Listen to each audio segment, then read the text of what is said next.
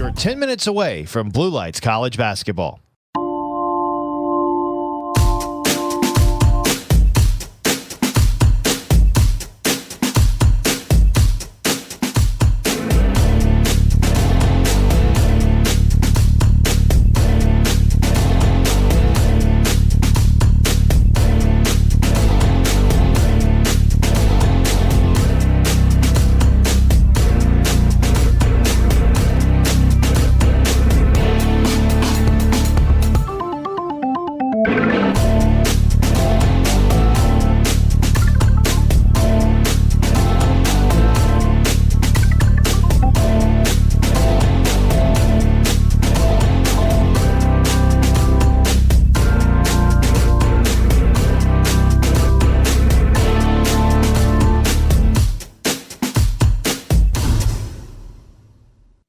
Coming up in 9 minutes, Blue Lights College basketball.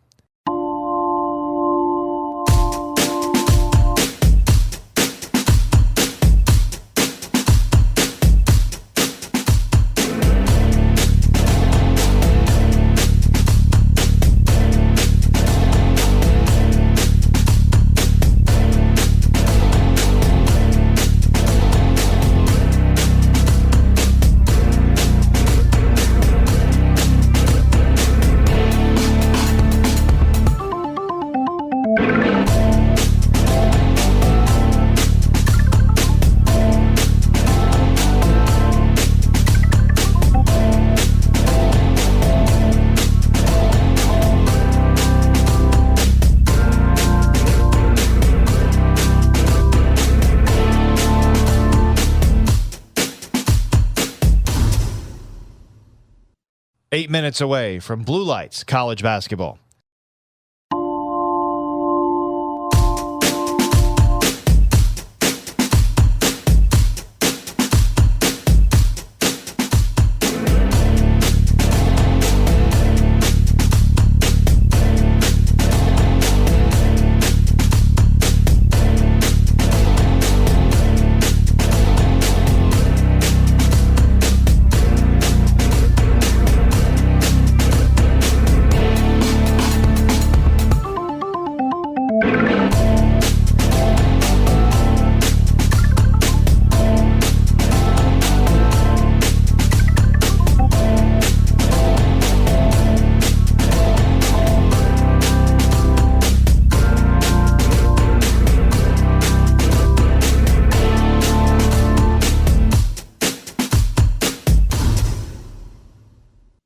Blue Lights basketball in 7 minutes.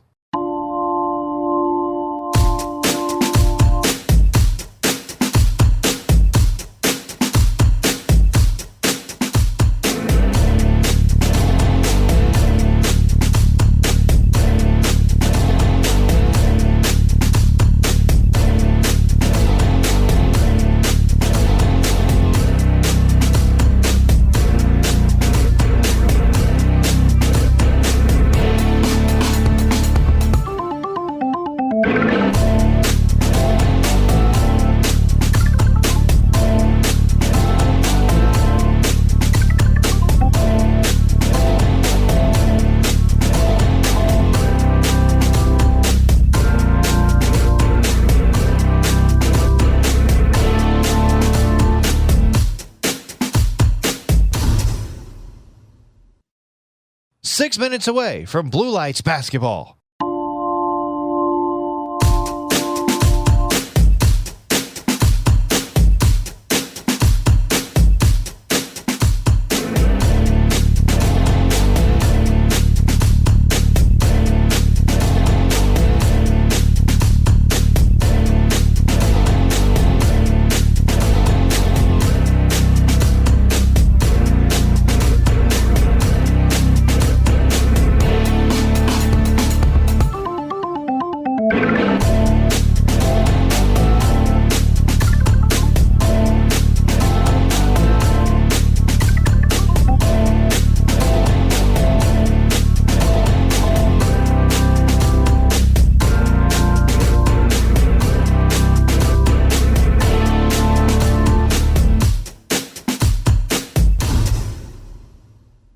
In 5 minutes, it's Blue Lights College Basketball.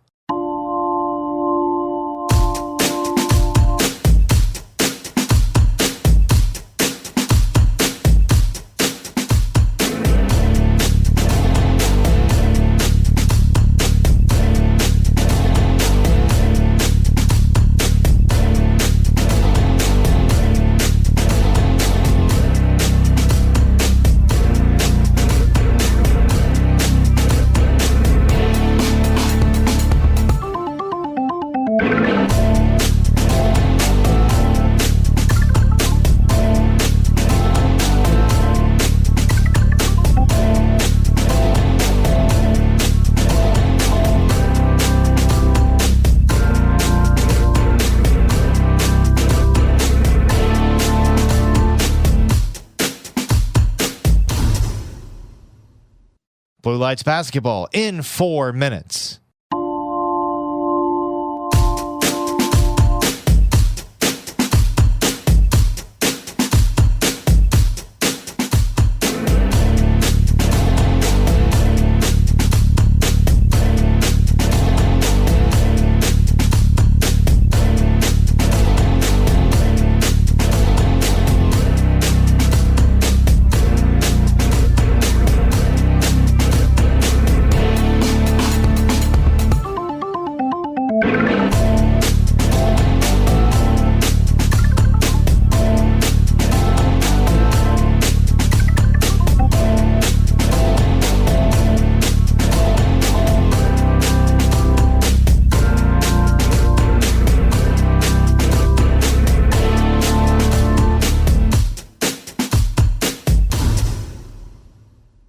Stay tuned. You're 3 minutes away from Blue Lights Basketball.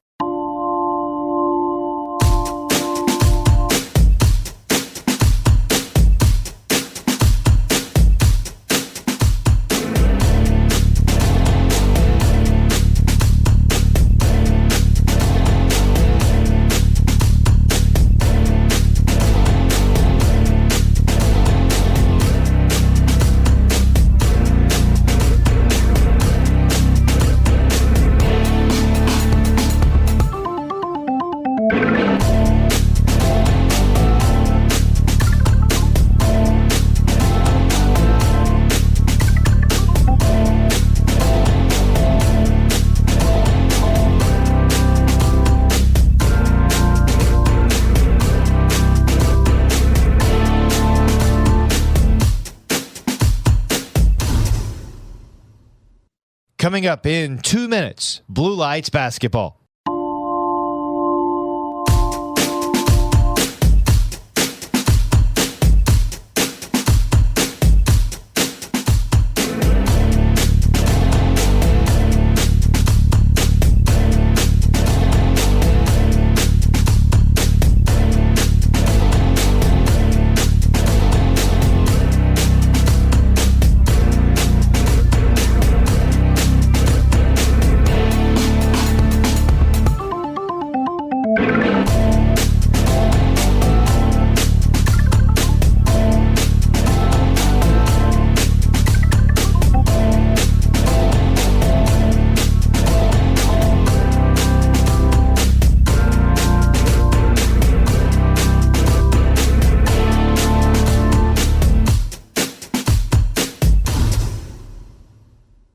You're 1 minute away from Blue Lights Basketball. Enjoy the game.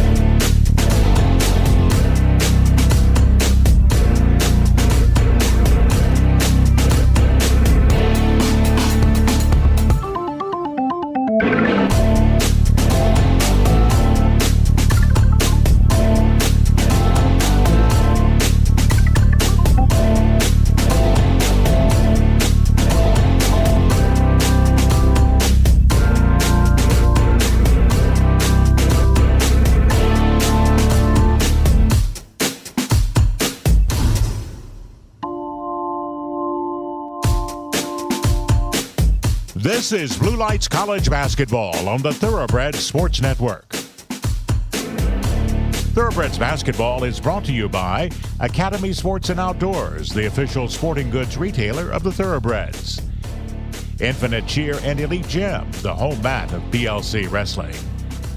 The Blackwell Group of Keller Williams Elite Realty. Apex Baptist Church. CC's Pizza, the official pregame meal of the Thoroughbreds. Calvary Chapel, Cary. Rogers Insurance Agency, protecting your future.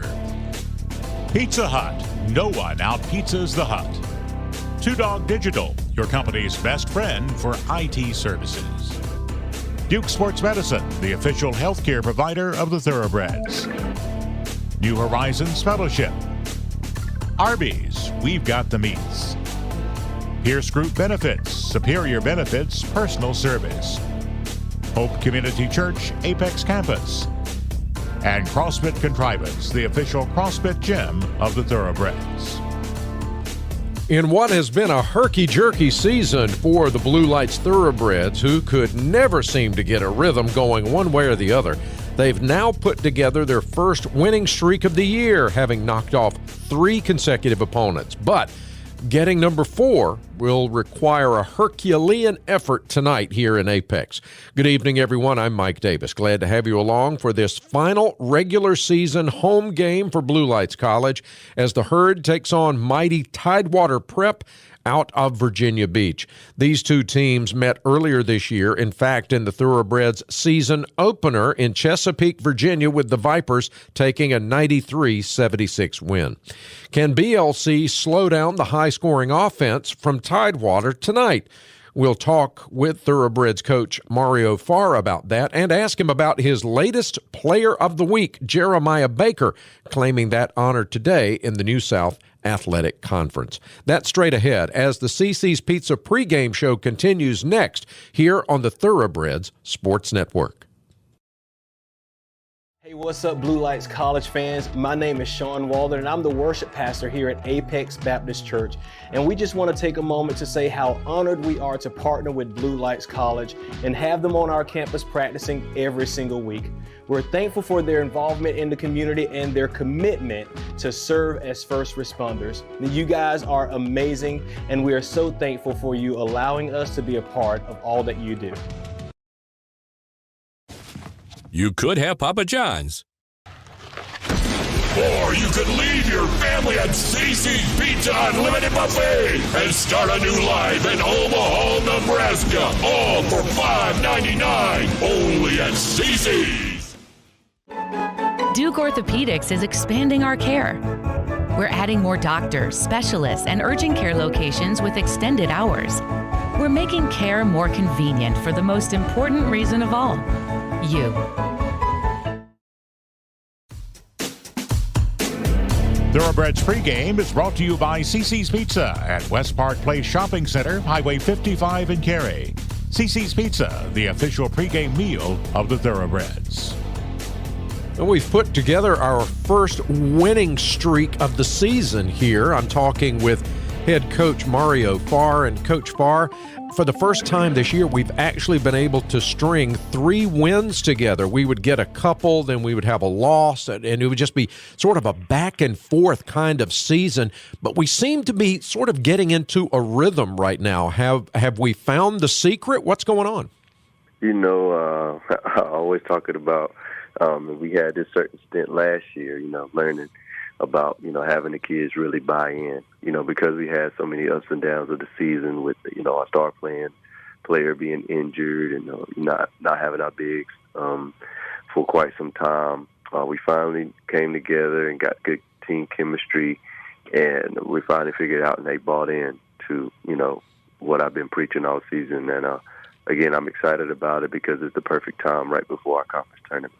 Yeah, the timing couldn't be any better when we're peaking right now. We've got 2 games left in the regular season, and one guy in particular that seems to be peaking, and he has really been coming on strong here in the last several weeks, is Jeremiah Baker.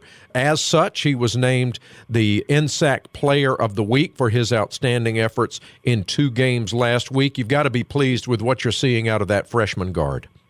Yes, sir, I really am. I've since the beginning, even during the recruiting process, I talked to him about, how, he has so much upside, so much potential, being as athletic as he is and everything. And I told him, I'm really going to be leaning towards him. Again, I talked to him about, his being consistent, especially after, Denzel, went down with his injury. I told him I'm really going to be, leaning a lot more towards him, and he has to be more consistent. I lean a lot more, shot attempts, and you're doing the things that, we need for us to be successful. And, again, he's finally figuring it out, and I'm proud of his accomplishments and his accomplishment of this award. He had 20 points against Carolina Christian, 16 the week before. What does that kind of play do for the rest of the team? In having him sort of really seem to pick up his confidence and starting to add that offense, what does that do for you from a coaching perspective? What are you able to do now that he's really coming on like this that you weren't able to do before? For one, I think it's building a consistent basis, even from the game that, will be more challenging, more competitive games like it will be tonight, for him to be consistent at all times. I talked to him about that, those games that he's unstoppable, but, it's going to be games to where you have, more defenders leaning toward him or better defenders, one-on-one defenders on him, and he still need to be as active and as competitive and consistent throughout that game. And like I said, I feel like he's really came into that role, and it does open up so many other doors for the other players. We play more inside out for the efficiency, and now that we have our bigs in the lineup, and that helps him as well. For him to feed it down, and we get a good paint touch, or the guards get in with a paint touch, kicking out to him, or him driving in and getting a paint touch and kicking out as well. It just opened up so many doors for him to be consistent, and it helps all the other players on the floor to do that. Tidewater Prep comes in tonight. This is a team that we are familiar with. Lost to them back on January the 16th, the first regular season game of the year. They're averaging 110 points a game. Now, to be fair, they don't play college teams every day, so there's something to be said about that. But there's no doubt they've got some talent on that Viper squad. What do we have to do to slow them down tonight? I think their bread and butter is the many different defensive schemes that they have, and that really challenges a lot of teams. For them, for one, they come in a full court press, to different types of full court presses that they have, and then they got half court traps, and then they go into some zones, and then they go into some man-to-man. A lot of different looks that really make a lot of teams uncomfortable and not prepared. And, I've been really trying to study it, having the players study it, and we went over a little bit of it yesterday in practice. We'll go over it a little more and shoot around just to be a little more prepared. But like I said, I think they really disrupt a lot of teams, and they really play out of a lot of turnovers. That's what really make them beneficial, because they disrupt with so many different defensive schemes.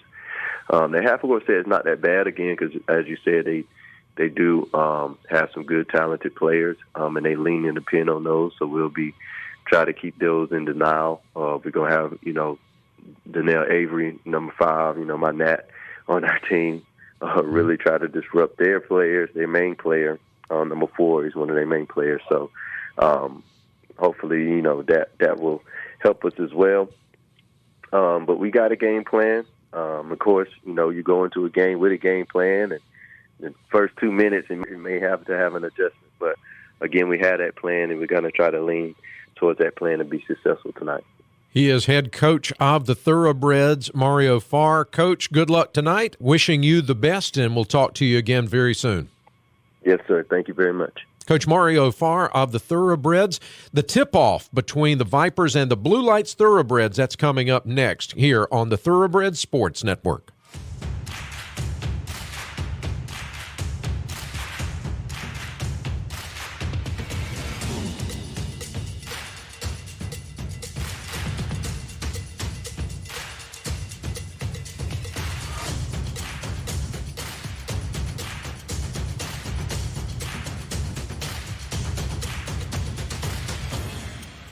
Gear up for Back to Sport at Academy Sports and Outdoors.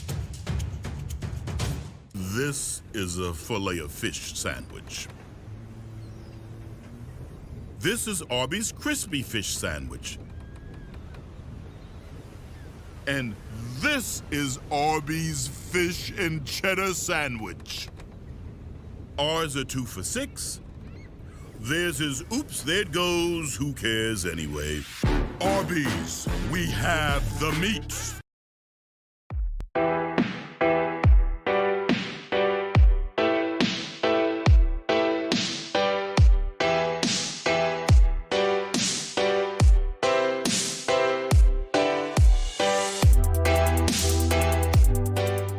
The Mascot Media National Sports app is your home for your sports network.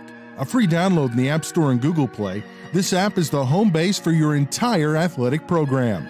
Schedules, scores, rosters, news, social media, final score notifications, along with the ability to watch live broadcasts are just a touch away. Show your school support and allow your business to be featured throughout your school's mobile app. The Mascot Media National Sports app, your home for your sports network. The best way to get your large 3-topping pizza for just $9.99 is also the easiest. With new contactless curbside pickup, let us know when you're here without ever leaving the safety of your car. No one out-pizzas the Hut.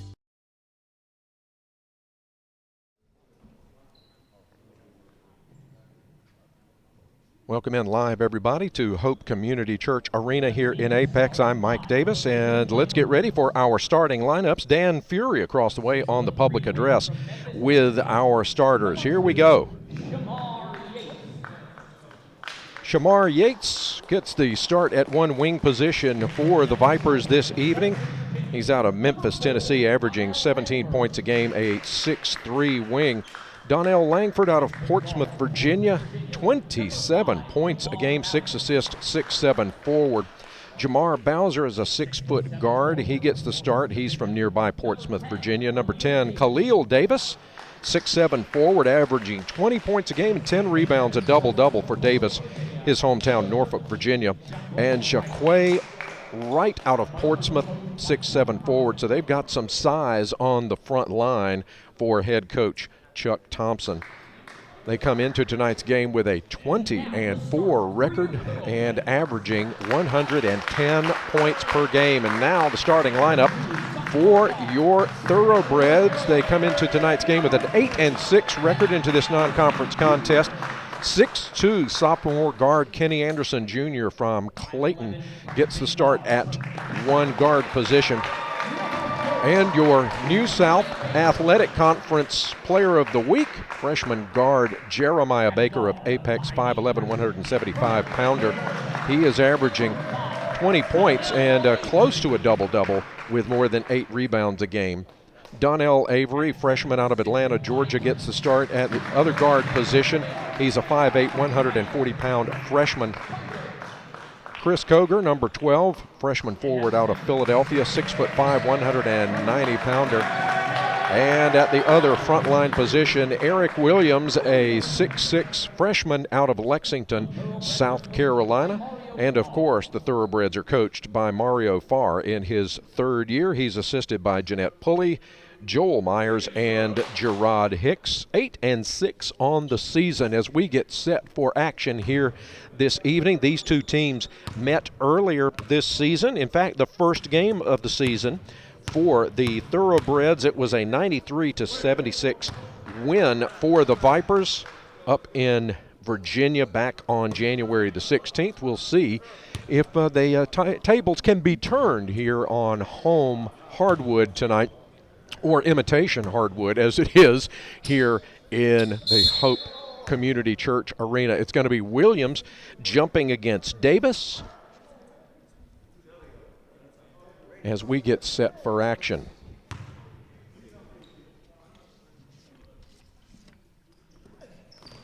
It is controlled by the Vipers in the road yellow uniforms with the black trim, and they throw it away. It'll belong to Blue Lights to start off with, and the Vipers, just as Mario Farr said in the pregame show, they are starting off in a full court press. They show a variety of presses, Dan Fury, and we're going to get our, well, actually they're saying Blue Lights touch the ball last, so the Vipers will retain possession. They want to go inside. They've got a size there, and nothing doing as Koger gets his first block of the ball game and a turnover to Baker. Here comes Baker in the far corner. He's double teamed. He's going to throw it into the backcourt. It's going to be chased down by Donnell Avery. He's going to let it go. It would have been a turnover nonetheless. And so we have a turnover and a block to start the game. A turnover each way, Dan. Yep. Quickly. Looks like there's going to be a battle of some big guys out there today. It's going to be a lot of fun to watch that battle with Davis underneath Koger, Williams. They've got some other size in there with looking at the big guy, Shaquay Wright, 6'7". They've got a 6'10" guy coming off the bench too. There's our first bucket of the ball game. Nice feed underneath Bowser with a bucket, and it's 2-0 here in the early going.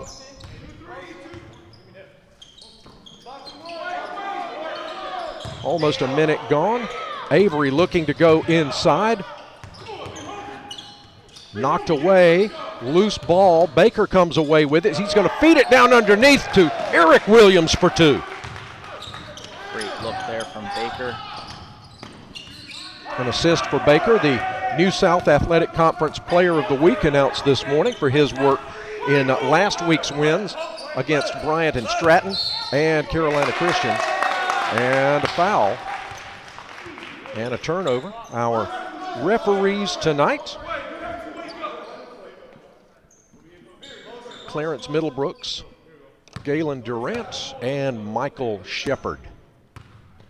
2-2 ball game here in the early going. Smattering of fans have made their way in. Maybe some more coming. Glad you could join us this evening. Avery between the rings finds Baker on the far side. Man-to-man defense being shown by the Vipers. Way outside, Baker drains it for three. And the Herd has its first lead of the ball game at 5-2. At a minute and a half or so, and there's a turnover as Bowser loses his footing, takes steps, and we'll credit the defense with that one. Both these teams seem pretty fired up as I was over there doing starting lineups. A lot on the line here. Going to be an intense game. Can't wait to see what happens. Yeah, this is going to be a lot of fun, I think, tonight. Big job is going to be slowing down this high-powered offense, and Avery comes away with it, the smallest guy on the floor. Dish to Koger, inside for two. A good look from the sophomore leader, the team captain, Kenny Anderson, dishing it to Koger, 7-2. Nice pick. Outside from the elbow, not there, tapped outside. Vipers will retain it. There's a look from outside, and it's good for three. And a bucket for Bowser. He's got all 5 of the Tidewater points. 7-5, 17-20 to play here in the early going in this non-conference contest. Inside once again, Koger. Turnaround, too hard. Rebound comes down to Wright. Pushing it forward to Davis in the corner to Yates. They'll work it around the corner. Far side drives the runner off the glass, and a nice kiss off the glass for Shamar Yates. And he has his first bucket of the ball game, and we're knotted at 7 apiece.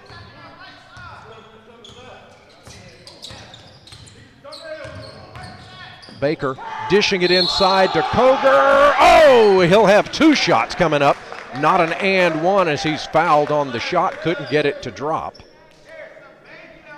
And I think it's going to be, was that Yates, number 2, picking up the personal underneath? I wasn't sure. Can't tell all the ways from our vantage point from behind the call. I couldn't tell either. I know Wright already has 1, so it wouldn't be great for him if that was his second already.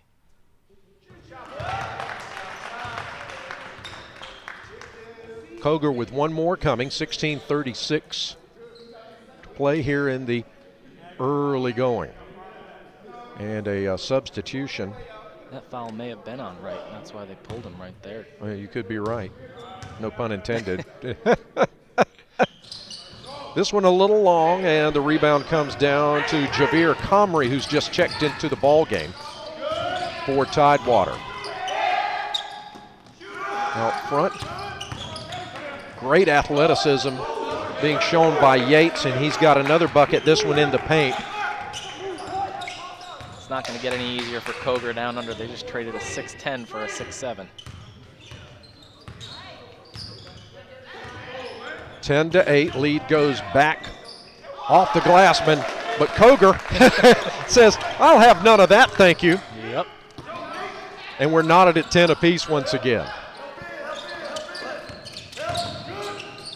Triple teamed, can't get it to go, and it'll still be Tidewater ball as it goes out of bounds. 3 Blue Lights defenders under there, and a timeout on the floor, 15:53 to play in this one. And it's they have taken one of those points off. Apparently we had one added somewhere along the way. It's 10-9 as it stands right now. Blue Lights leading Tidewater back after this. It was a dark night in drive-thru land. The people had grown tired of greasy burgers and gut bombs. But then 3 heroes emerged. Their savory sauces brought courage. Their juicy tomatoes brought might. Their roast chicken brought the taste of roast chicken. They were called Arby's New Market Fresh Wraps. And everyone ate happily ever after the end. Arby's, we have the meat. Hey, what's up, Blue Lights College fans? My name is Sean Walder, and I'm the worship pastor here at Apex Baptist Church. And we just want to take a moment to say how honored we are to partner with Blue Lights College and have them on our campus. We'll get to it sooner or later. Welcome back, everybody. Time for the Duke Sports Medicine Injury Report. Mason Rumpf took a tumble yesterday in practice and got banged up just a little bit. We'll see if he shakes that off this evening and is in for action. He is scheduled for playing time. Off the glass, rattles out, rattles in. Up and good, and looks like Shamar Yates came to play, averaging 17 points a ball game. He has 6 of the Vipers' 11 thus far. Also this evening, Christian Baker a little banged up, and Daquan Holloway still recovering. Nice move on the baseline by Eric Williams for 2. He's got 4 points. Williams and Koger down there. Looks like once again they're going to be a tough duo to shut down, even with the size of Tidewater Prep. Tidewater Prep has a great, so far it looks like a great combination of, dangerous combination of athleticism on the outside and size on the inside. Blue Lights College doing a good job so far of matching them now. Ball goes to the Thoroughbreds. Up by 1, 12-11, and kicking it inside, outside for Anderson for 3! Technical foul there on Anderson. And I was not looking, so I did not see the infraction. He turned back towards the bench or somebody over there after he knocked that down. The Duke Sports Medicine Injury Report, as I was mentioning, Daquan Holloway still not 100% from that ankle injury from a couple of weeks ago. First one short, another one coming for Torrey Jordan, 6'2" guard who's just checked into the ball game. Duke Sports Medicine Injury Report. Duke Sports Medicine in Apex, the official sports medicine provider of the Thoroughbreds. 15-12 now as Jordan hits the second one. 15-10 to play, and they'll take it the distance of the court after making 1 of 2 on the technical free throws. Still the 5 starters on the floor for Coach Mario Farr. Comes over to Jordan. Jordan working in the lane. Kicks it back outside, far side. Out front it goes to Bowser. He'll work it around. Man-to-man defense by Blue Lights.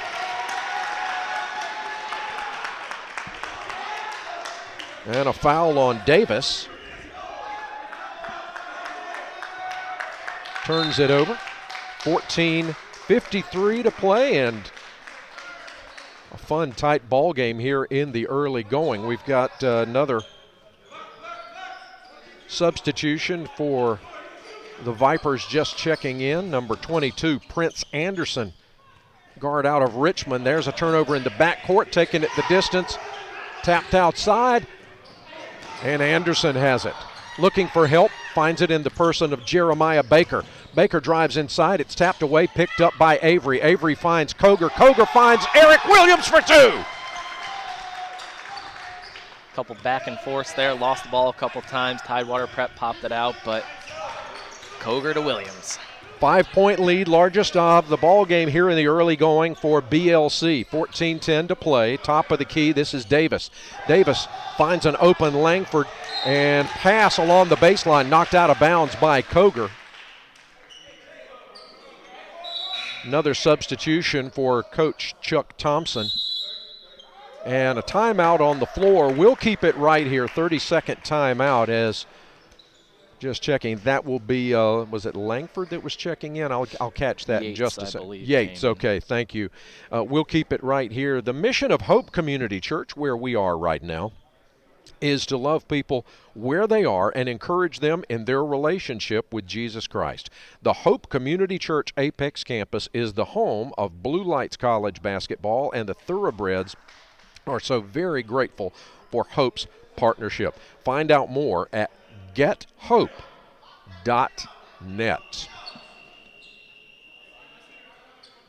14:03 to play first half. It's a 5-point advantage for Blue Lights here this evening. Last regular season home game. There's a possibility of 1, maybe even 2 more home games in the season. It just depends, Dan, on how things shake out this weekend and in the conference tournament. We'll have more details about that in just a minute. Takeaway by Koger. A little hot inside. He's going to get it back. No, off his fingertips, and it's taken by the Vipers. Quickly up the floor, and good transition, but too much, and a foul on the play. As the Vipers' number 22, Prince Anderson, takes a tumble on the transition attempt, and looks like he'll go to the line to shoot 2. Who did you catch who that foul was on? That was on Baker. It looked like a cheap one, but I thought he went straight up. I have that as Baker's first, and Anderson picks up his first point of the night with 13:45 to play. Shamar Yates in the ball game now, and looks like Chuck Thompson likes to keep his guys fresh. He rotating them in and out. Langford is also on the floor, along with Davis and Torrey Jordan. Double team in the backcourt. Anderson throws it away and into the hands of an awaiting Donnell Langford for 2, and it's a 1-point ball game. Full court pressure still being applied. Off to Anderson. Anderson finds Koger. Koger underneath, gets by his man, lays it up, makes it look easy. That's how you break a press. Koger is an athlete, and that gives him a huge advantage underneath with some of these big guys who might have a little bit of size on him, but his athletic ability down there really and that gives long him reach, but it's knocked out of his hands, and Mario Farr wants a reach-in call, not going to get it. The follow is up and good by Langford, and I have that as his first bucket of the night, and it's a 1-point ball game once again. Full court pressure by the Vipers once again. The give and go. Here comes Anderson. Anderson's going to put up the floater and make it look easy as well.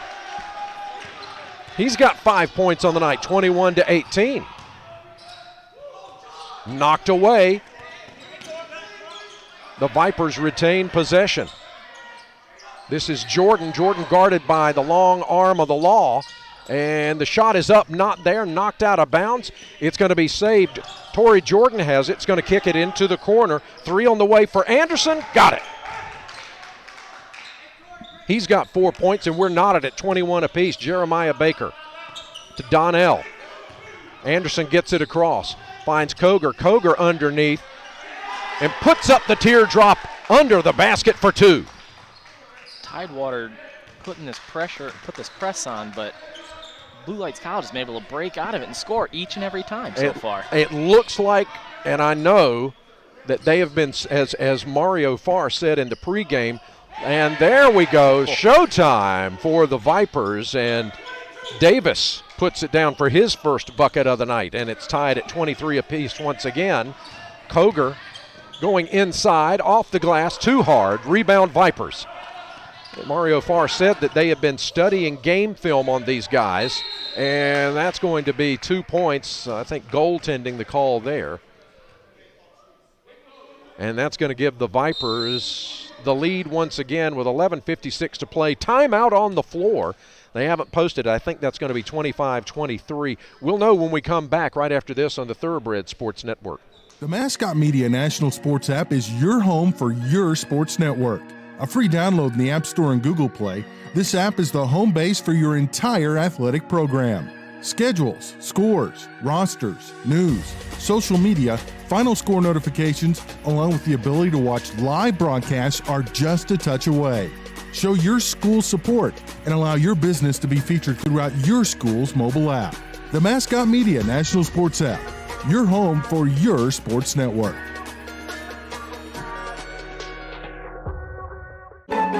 Duke Orthopedics is expanding our care. We're adding more doctors, specialists, and urgent care locations with extended hours. We're making care more convenient for the most important reason of all, you. Big day of closet organizing and jigsaw puzzling? Get Pizza Hut's Big Dinner Box. 2 medium pizzas, breadsticks, and your choice of pasta or wings. Sealed for your safety, all in one box. Choose contactless delivery or new curbside pickup at pizzahut.com. Talk about what you're seeing down here. Welcome back, everybody. 11:56 to play. Full court pressure, but a different look this time by the Vipers. And Coach Mario Farr he said they give a whole lot of different looks on that full court pressure. And a foul on the play as Baker takes it inside. He is caught up. And the foul, I believe, on Prince Anderson, if I'm not mistaken. Yep.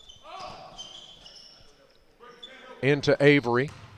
He finds Koger. And they like to take it right inside to him, and he is not intimidated at all. But he kicks it back out for a good-looking shot to tie it back up for Baker. Baker with 5, 25-25.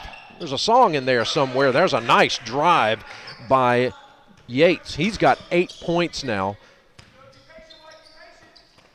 They back off on the full court pressure down underneath, and Anderson lays it in for 2. Great look there under the basket from Baker. Outside, 3 on the way. Anderson with another tray, and he's got 7 points on the night. Timeout on the floor with 11:02 to play, and it's a 3-point advantage for the Vipers. We'll keep it right here at Two Dog Digital. Computer and IT service is more than a catchphrase. It's the reason they do what they do. From threat management and hardware to web design and managed services, Two Dog Digital is your company's best friend in the IT business. That's the number 2, dogdigital.com, to discover the Two Dog Digital difference. 11:02 to play here. Mike Davis along with Dan Fury, and at the controls over there is Roderick Warren. Sean Cooper is going to be joining us shortly to take over some camera duties. Glad that you could join us from wherever you're watching here this evening. Mason Rumpf has just checked into the ball game And so that's good to see after he was shaken up in practice a little bit yesterday. So good to see him back out on the floor for the first time tonight. Yeah, I think they're going to need to switch some guys in and out. This is going to be a fast-moving game. It sure is. And by the way, speaking of Rumpf, I know Mario Farr wants his services. He had a tremendous game off the bench Saturday night at Carolina Christian. No basket, steps by Rumpf. And that's the first game, that's the first shot he has missed in a week. He was 6 for 6 from the field, or I believe maybe he was 100% from the field on Saturday night at Carolina Christian. And I think he got one, and he missed another one there, but he had some help along the way with that one as he is put to the ground. But he was money on Saturday night in Winston-Salem. I believe the foul is going to be on Langford. And so Rumpf will go to the line to shoot 2 with 10:48 to play here in the first half. And he gets his first point of the evening.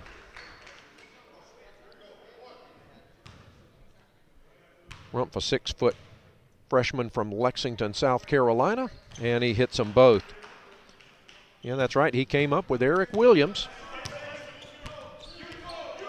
The South Carolina duo. A 1-point ball game, driving inside, high off the glass, and the putback is up and good by Davis. That's where that 6-7 really comes in handy. It'll still be Blue Lights basketball here at midcourt.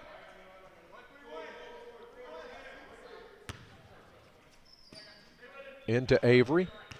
Avery guarded by Davion Jackson, who's checked into the ball game, and a turnover.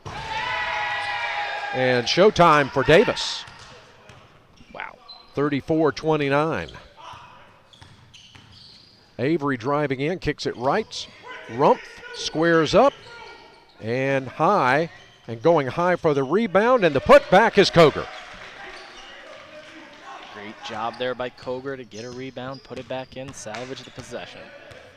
9 points and a block so far on the evening for Koger, who's working hard underneath tonight. 34-31 now, 3-point lead and a possession, and Rumpf is going to be called for the reach-in. His first foul of the night.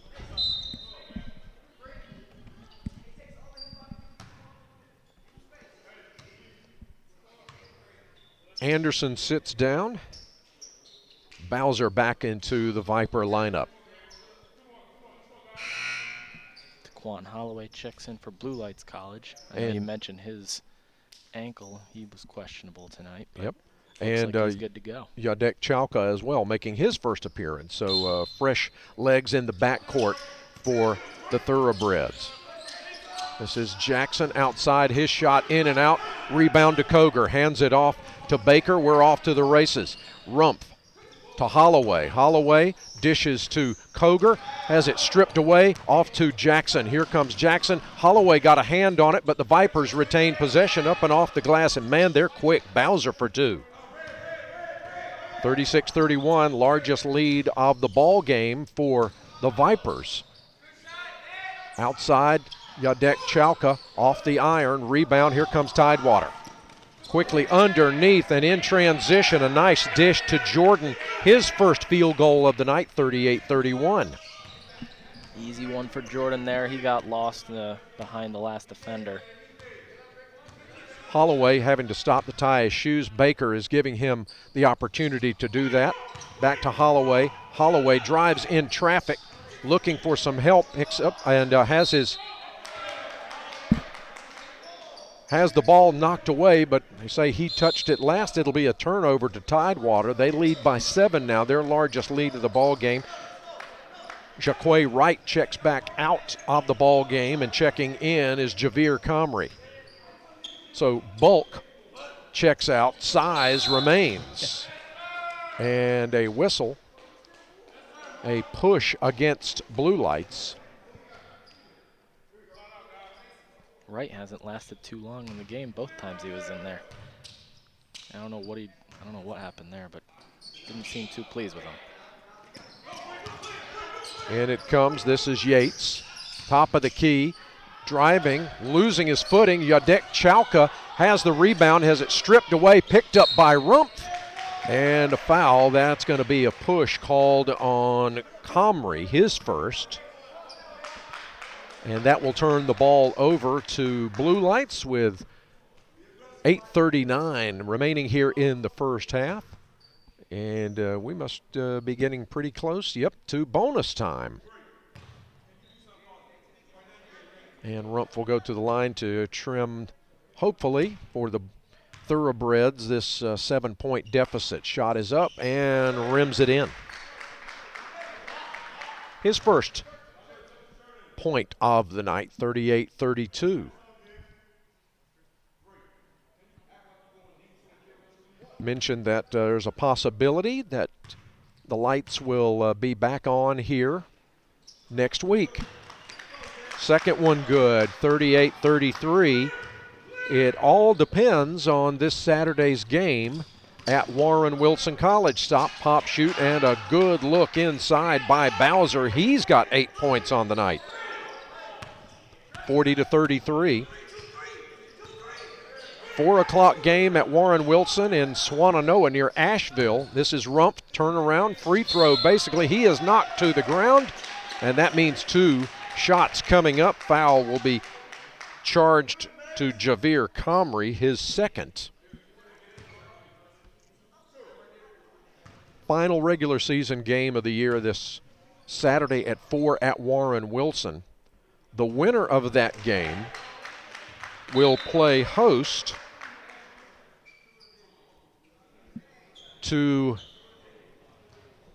a semifinal game next Tuesday. I imagine if Blue Lights wins, the game will be here next Tuesday at 6 o'clock and a whistle before the shot.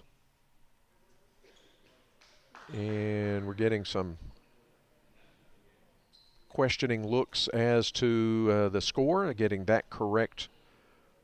There you go. Put 8:14 instead of 8:04. Let's put 10 seconds back on the clock. If Warren Wilson wins, then there will be a semifinal game at their place again, probably next Tuesday, but check out BlueLightsThoroughbreds.com for that information. This is Jordan working against Chauka. Fall away jumper, nice shot. Chauka did a great job defensively there, but when you have a fall away jumper like that, it's almost impossible to defend, and it's a tough shot to take out and thrown away outside the reach of Bowser. It'll go back to Blue Lights. 7:47 to play, and should be time right about now for a media timeout. And that is what we have. 42-35, a 7-point advantage for Tidewater over Blue Lights. Back after this on the Thoroughbreds Sports Network. You could have Papa John's. Or you could leave your family at CC's Pizza Unlimited Buffet and start a new life in Omaha, Nebraska. All for $5.99, only at CC's.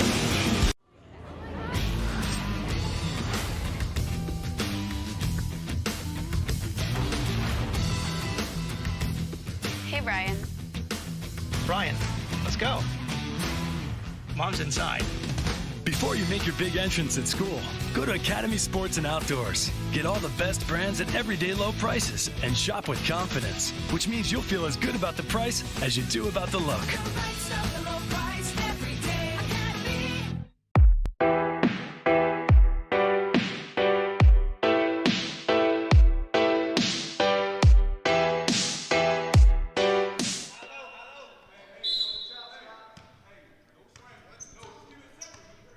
Back to action, 7:45 and counting. Blue Lights trailing by 7. Thoroughbreds with the basketball. This is Holloway to Avery. Back to Holloway, looking to go inside. Cross-court pass to Anderson. 3 on the way. Not there. Rebound Tidewater. And the bullet misses the target. Intended for Anderson. And the ball coming back to the Thoroughbreds. think Blue Lights College wants to get back to running that offense through Koger underneath. Did a pretty good job of putting the ball in the basket, but when he didn't have it, he kicked it out, which led to points as well. Vipers have been doing a good job of breaking that up, going inside. Holloway now finds Koger. Koger working underneath. Says he doesn't have a shot. He'll give it back to the guard. The guard drives, but says double dribble on the end line. Will turn it back over to the Vipers. 42-35.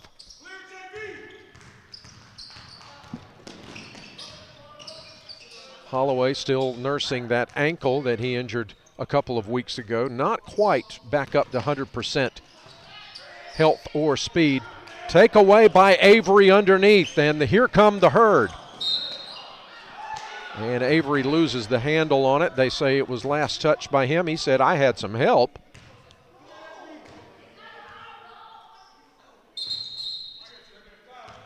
And whistle stops the clock. So, yeah, there is the possibility of a game here next Tuesday.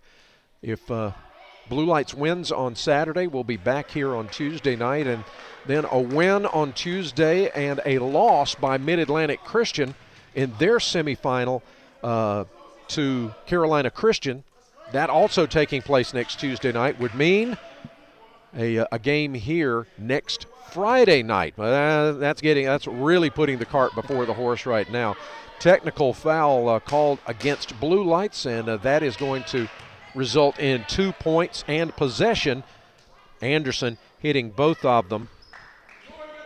And it is a 9-point advantage, largest of the ball game now for Tidewater Prep with 6:50 to play in the ball game. Rumpf in the ball game. He's guarding against Jordan. To Bowser. Goes down on the baseline, breaks away and around Koger. That was Langford breaking away, and he's fouled by Koger on the play, and one coming up. Langford, their leading scorer at 27 points a game. That was his 4th of the night. But it extends the lead into double digits for the first time this evening. Baker checks back into the ball game, replacing Holloway. He joins Avery, Koger, Rumpf, and Anderson. And going to the line will be the forward from Portsmouth, Virginia, Langford. And he gets a 3-point play the old-fashioned way. And the lead is at 12 now with 6:33 to play. And Blue Lights wanting to claw back into this. Kick will give the ball to the Herd in front of the scorer's table. Back and forth for a while there. Tidewater Prep been on a little bit of a run here. Blue Lights College wants to definitely set something up and get a little momentum back and going. Baker thinking three, instead finds Koger. Koger working inside off the glass just a little bit too hard. And here come the Vipers. They're going to kick it back outside as the defense was there in time, and there's the reach around on Anderson. That'll be his first foul of the evening.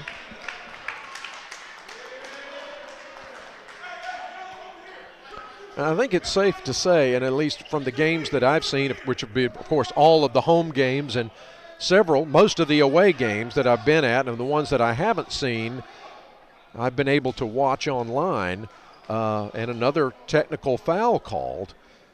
And I'm not sure did you happen to see what the infraction was? I didn't. I did not see who that was on. But certainly I haven't seen a team as quick as the Vipers are that Blue Lights has been facing. And so the clock stopped with 6:06 to play, a 12-point advantage for Tidewater and Prince Anderson, team's leading free throw shooter, will be going to the line for apparently 2 more attempts. He's got 3 from the line and 3 points, or 2 3-pointers this evening. Mario Farr coaching up his squad, and apparently another technical foul now being called on Farr.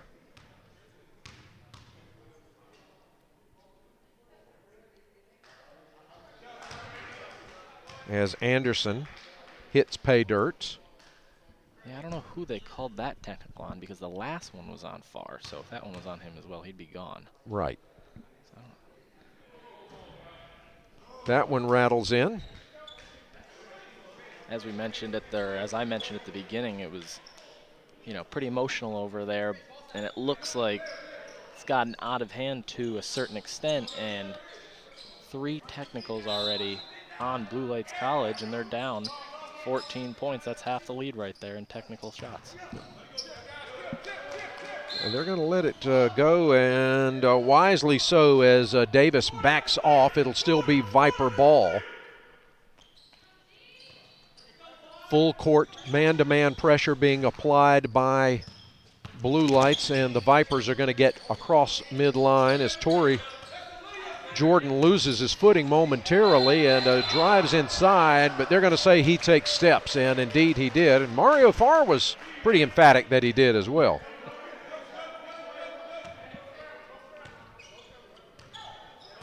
So an opportunity here for Blue Lights to settle down and get back into their rhythm and try to, and there's a foul on the drive by Baker. He'll have 2 coming up here in just a moment. Foul is on Bowser. Opportunity to put 2 points on the board here with the clock stopped. Gotta have it. And Baker makes good on that one, so he has scored in every way possible now. A 3, a field goal, and a free throw. Yates checks back into the ball game for Tidewater, and he hits on that one as well. So he makes good both times, 49-37. Anderson against Baker.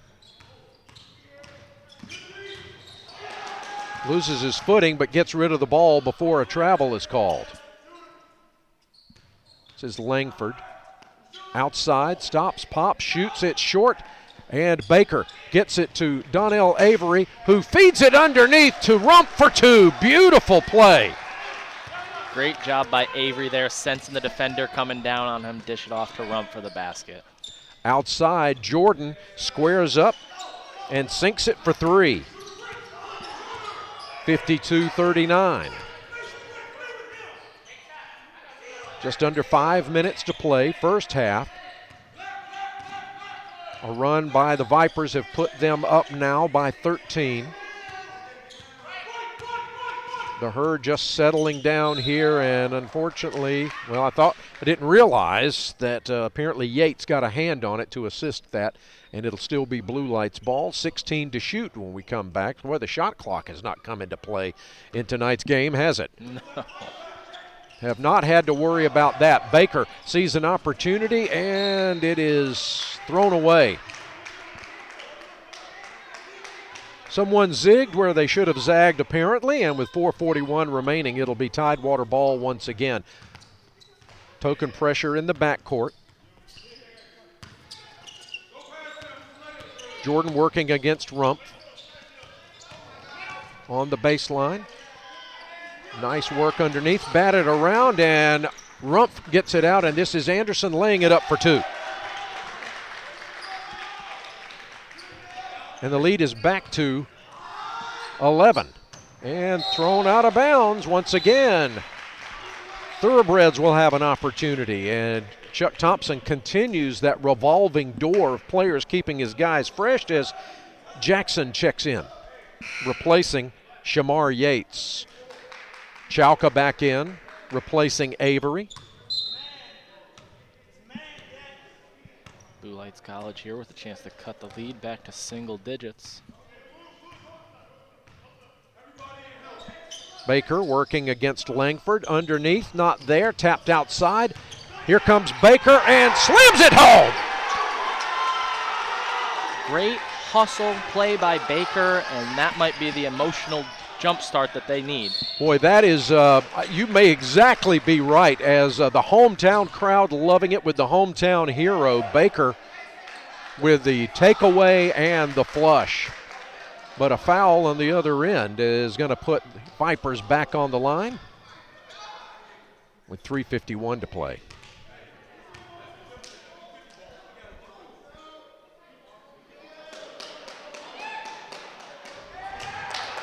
Langford short. He's got 5 points on the evening, averaging 27 a ball game, and Mario Farr wanting the crowd into it here.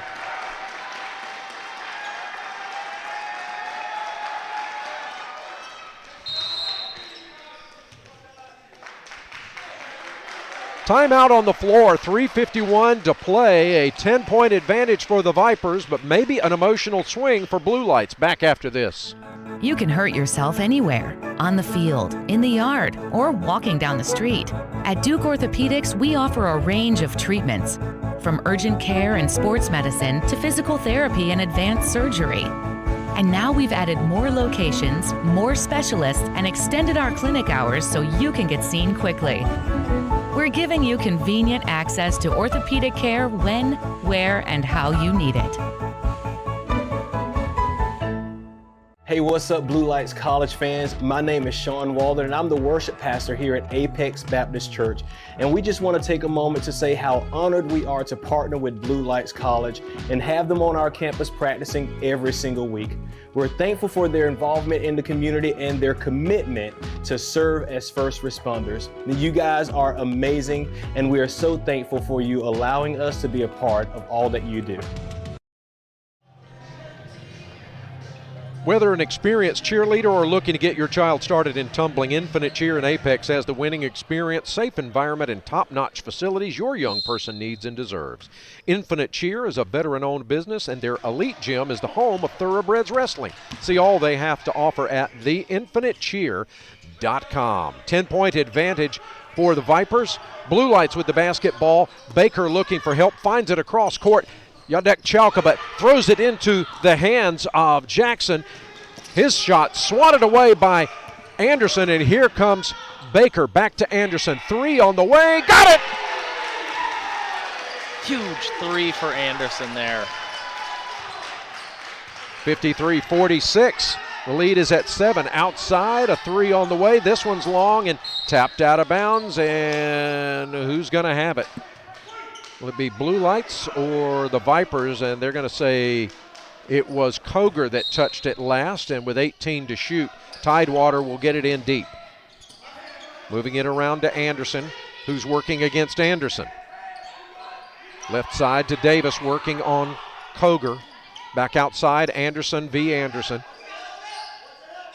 Center circle, here comes the drive. Round for Langford, shot is short.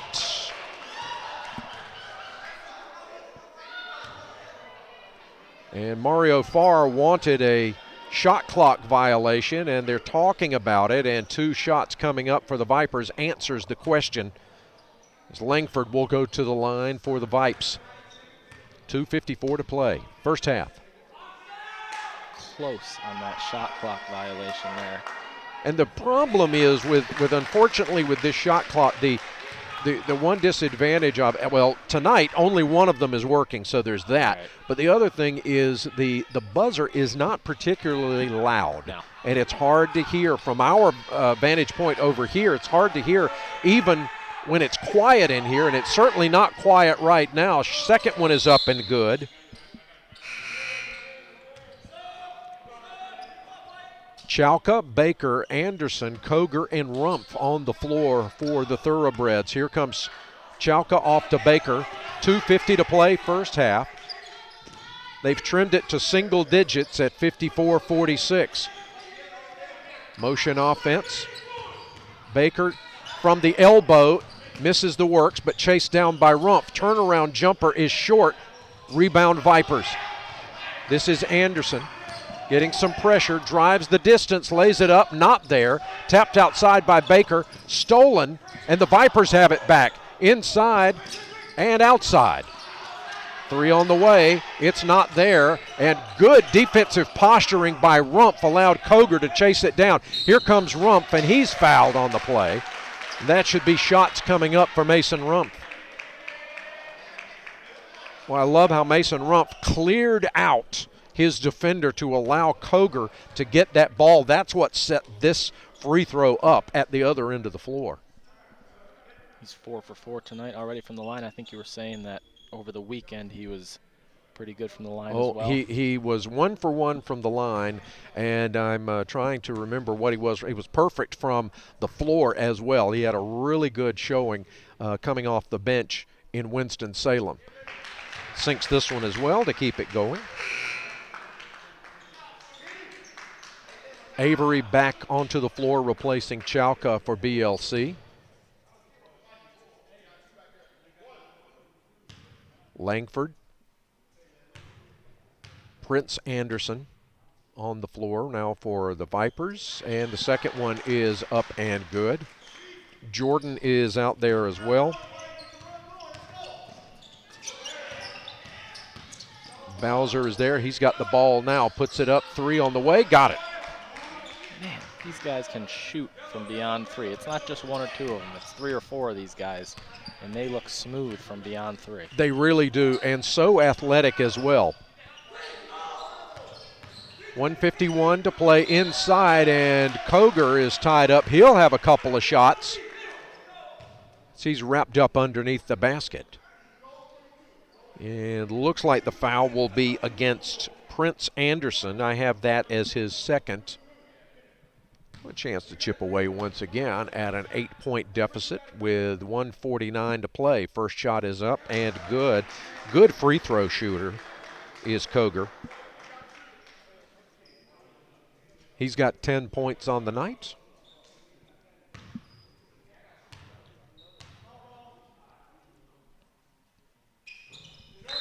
Hits them both.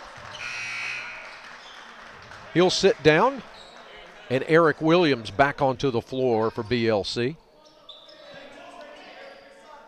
Minute 49 to go in this first half, and a 7-point deficit for BLC. Here come the Vipers. Anderson working against Anderson once again.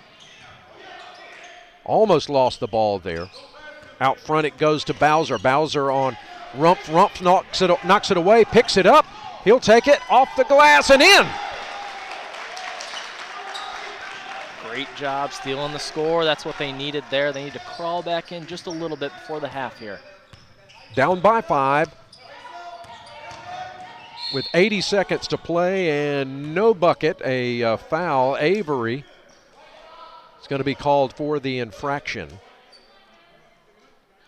And I'm checking to see if we're in, and Avery asking what happened. Does so respectively, or respectfully, I should say. And we are in the 1-and-1. So Langford will go back to the line where he has made several trips this evening.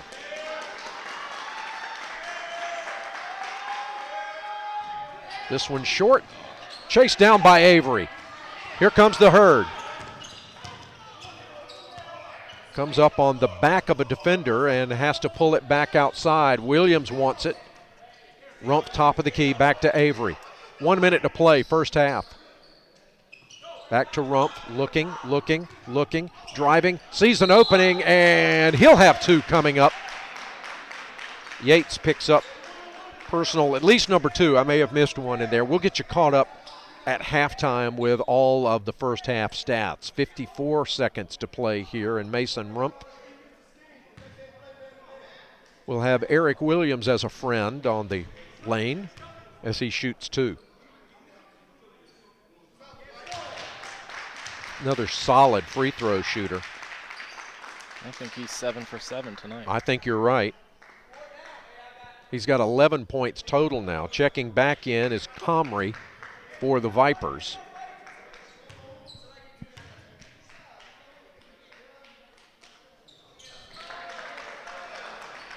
$12 points for Rumpf, and it's a 3-point ball game all of a sudden. Vipers led by as many as 14 here in the first half. Jordan to Comrie.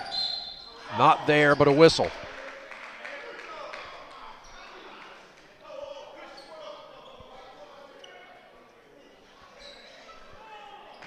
Foul on Koger there. How many does he have, do you know? I do not, and I didn't even see him check back into the ball game. I have that as his first.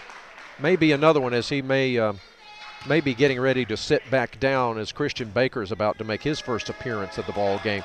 Comrie's shot is up and good, and I have that as his first point of the night. Christian Baker does check in for Chris Koger. 37.3 to play, lead out to 4, and Comrie with one more attempt. Got them both.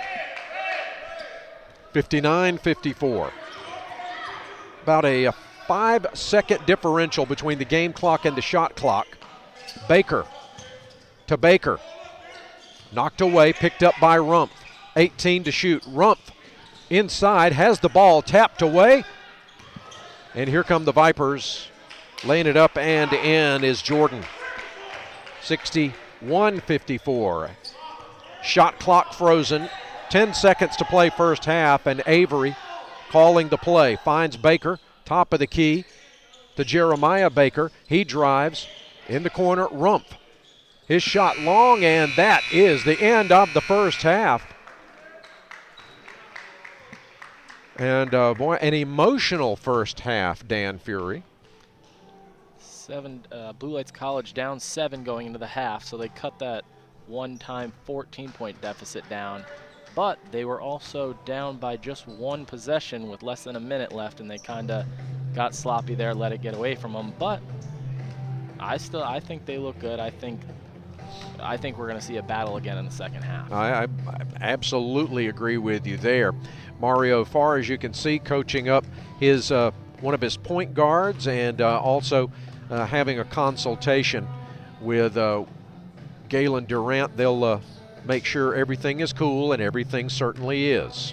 So we're at halftime. It's a 61-54 advantage for Tidewater. We're going to step away for a few moments, make way for the Pierce Group Benefits halftime report. We'll come back with the first half stats in just about 10 or 12 minutes. Stay tuned. You're watching Thoroughbreds Sports Network.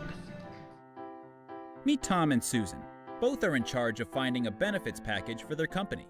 Both have a tight budget. Both need a variety of coverage for their employees, a health plan and a medical bridge plan to cover out-of-pocket costs, as well as dental, vision, life, disability, and flexible spending accounts.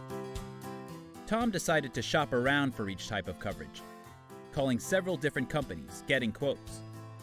This meant that Tom didn't have the time to do the other work that he needed to be doing. This made Tom frustrated. Susan had a better idea. She called Pierce Group Benefits. After talking to Pierce Group, explaining what she was looking for, Pierce Group used their years of benefits experience and industry knowledge and shopped the market for her, finding her the best prices, benefits, and services. And not only was Susan able to focus on the work that she needed to, but her employees were happy as well. Tom was still calling companies. His other work kept piling up, and his employees were still overpaying for their benefits. Susan's not the only one who has found Pierce Group's partnership beneficial. People all over North Carolina are using Pierce Group to focus on long and short-term goals for their organization. We appreciate the opportunity to work as partners for the long run. Why not find out how Pierce Group can help you?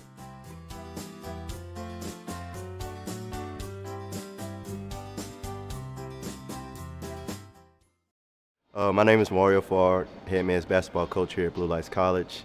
And this is my third year as head coach, and I've been here all 4 years, assistant for the first year. For one, protocol for practices, definitely been different. We definitely come in, taking temperature checks before you even start. And we also make sure we wear masks now. And we 6 feet apart. Most teams try to come together before, after practice to talk, but we try to stay in a big circle, even to close out and everything. We just close out, with our hands up and 6 feet distant and everything. But it's been definite changes, but we got to do what we can. It's a shorter season. My recruiting efforts definitely was tempered this season, but I'm still excited. We still came together, and I know we're going to be great. First, I would say, I always look for character. So I think the character this year, each and every year, always continues to get better. The kids, such great kids this year. Also look for a little more IQ this year. So I think I got a lot more guards, pass first guards. I think that's very important to get other people involved. I think it's a very smart team this year. So I think it's a little easier for me to coach because it's a smarter team. I don't have to, say every little thing all the time with, dribble, drive, and kick and all that type of stuff. It makes it a lot easier with a better IQ team. So with that being said, I know it's going to be a more successful season, and I'm excited about it. Well, being in the conference this year, we've been trying to have it for a couple years now, so I'm ecstatic about it. And I'm excited about the teams that we have, and I know, I'm prepared to be number one in the conference and, come back with the championship of the conference as well. Being a coach here, again, just knowing the president of the school, President Jock Gilbert, who's now mayor of the city, just meeting him and his vision and everything he has for the school. I wanted to back it up 100% to change not only this community, but as it continues to grow, to change the world. What I mean by change is changing policing for the better, especially those in my culture. It's frowned upon, but I think what he's really trying to change is that mindset, and also trying to change the culture of policing to where they're more compassionate and understand that they're servers of the community, and I back that 100%. My name is Gabriel Mendez. I'm originally from Miami, Florida, and I'm a freshman here at Blue Lights. I was doing a lot of research on police academies and places I wanted to go to be able to just further my experience and hopefully be a part of the change that I wanted to see. And I came across Jock's video on YouTube. It's definitely been what I have expected, but also a lot more as well. There's a lot of camaraderie that you don't really see anywhere else. And you really just get to build genuine relationships, and this school really challenges you in what you believe in and what you want to do. So originally, I just wanted to be a part of the team. I wanted to be able to build friendships and relationships with the boys here, and that turned into a brotherhood. And I've just been able to see relationships grow, and these boys really go after what they really want. My name is Christopher Koger. I'm from Philadelphia, Pennsylvania. It's my first year here at Blue Lights College. I moved down here 5 years ago from Philadelphia. I heard about you guys from my high school coach. I wanted to go to school for law enforcement and be this is a good deal going on with you guys. Yes, sir. When I'm older, I want to become a homicide detective. I always wanted to be that since I was young, of course. I like this group. I like the guys I play with. We got a good bond. We click just like that. Ever since I first met them at the showcase, we just clicked, and we've been good ever since. See myself in 5 years, being a good cop, hopefully go and look and be a detective, and making a change in the community. Making a change for me means just like go out there and like make a different path and like set a different tone for the officers, tell them what's right from wrong, and just doing the right thing, making everybody happy. My name is Eric Williams. I'm from Lexington, South Carolina, and I'm a freshman here at Blue Lights College. I really heard about the opportunity from my high school basketball coach, and then Mario reached out to me, and then we just took off from there. My expectations were like it was gonna be like a military school, really, but I was definitely wrong. It's more of a very loving and caring environment, and it's really, really fun, and I just want to see where it goes from here. I wouldn't really say it's a team. It's more of a family, a brotherhood. It's something that I can't describe. we have each other's backs, right or wrong, any time of the day. It's no matter what. I got much love for them boys. I'll do anything for them. That's just what it is. I would say as far as goals, I just want to win as much as we can. That's with any team, I guess, but we just got to work extra hard and make sure that we accomplish more than we ever could think of. My name is Donnell Avery. I'm from Decatur, Georgia. This year is going to be my freshman year. I found out about Blue Lights College from a very long friend I ain't heard from in a while. He said it'd be a good environment for me to come into, so I feel like that'd be a great experience for me. I did not expect a very hands-on experience, but I kind of love a hands-on experience inside of a classroom, and it's very, I can say, very active. We get very active in the classroom, and I love being able to talk right in front of my professor. So I love having the classroom experience at Blue Light.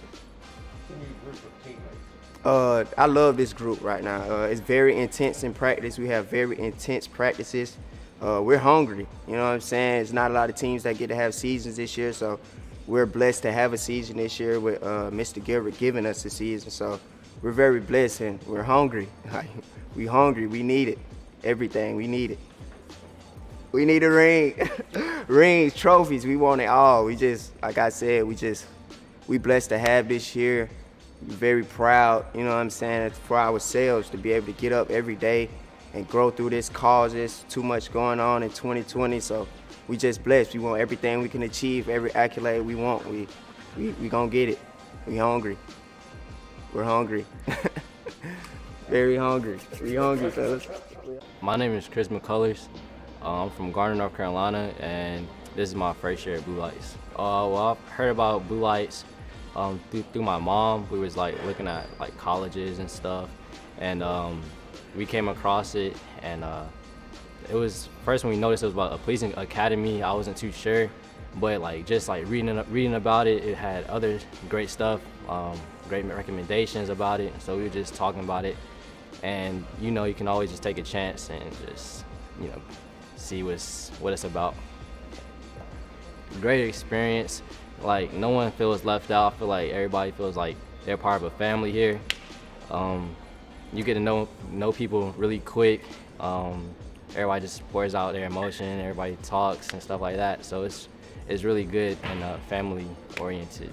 It probably had to be AAU when I had hit a game winner. Yeah, it was probably AAU when I hit a game winner. We was in a tournament in Florida. It's pretty good.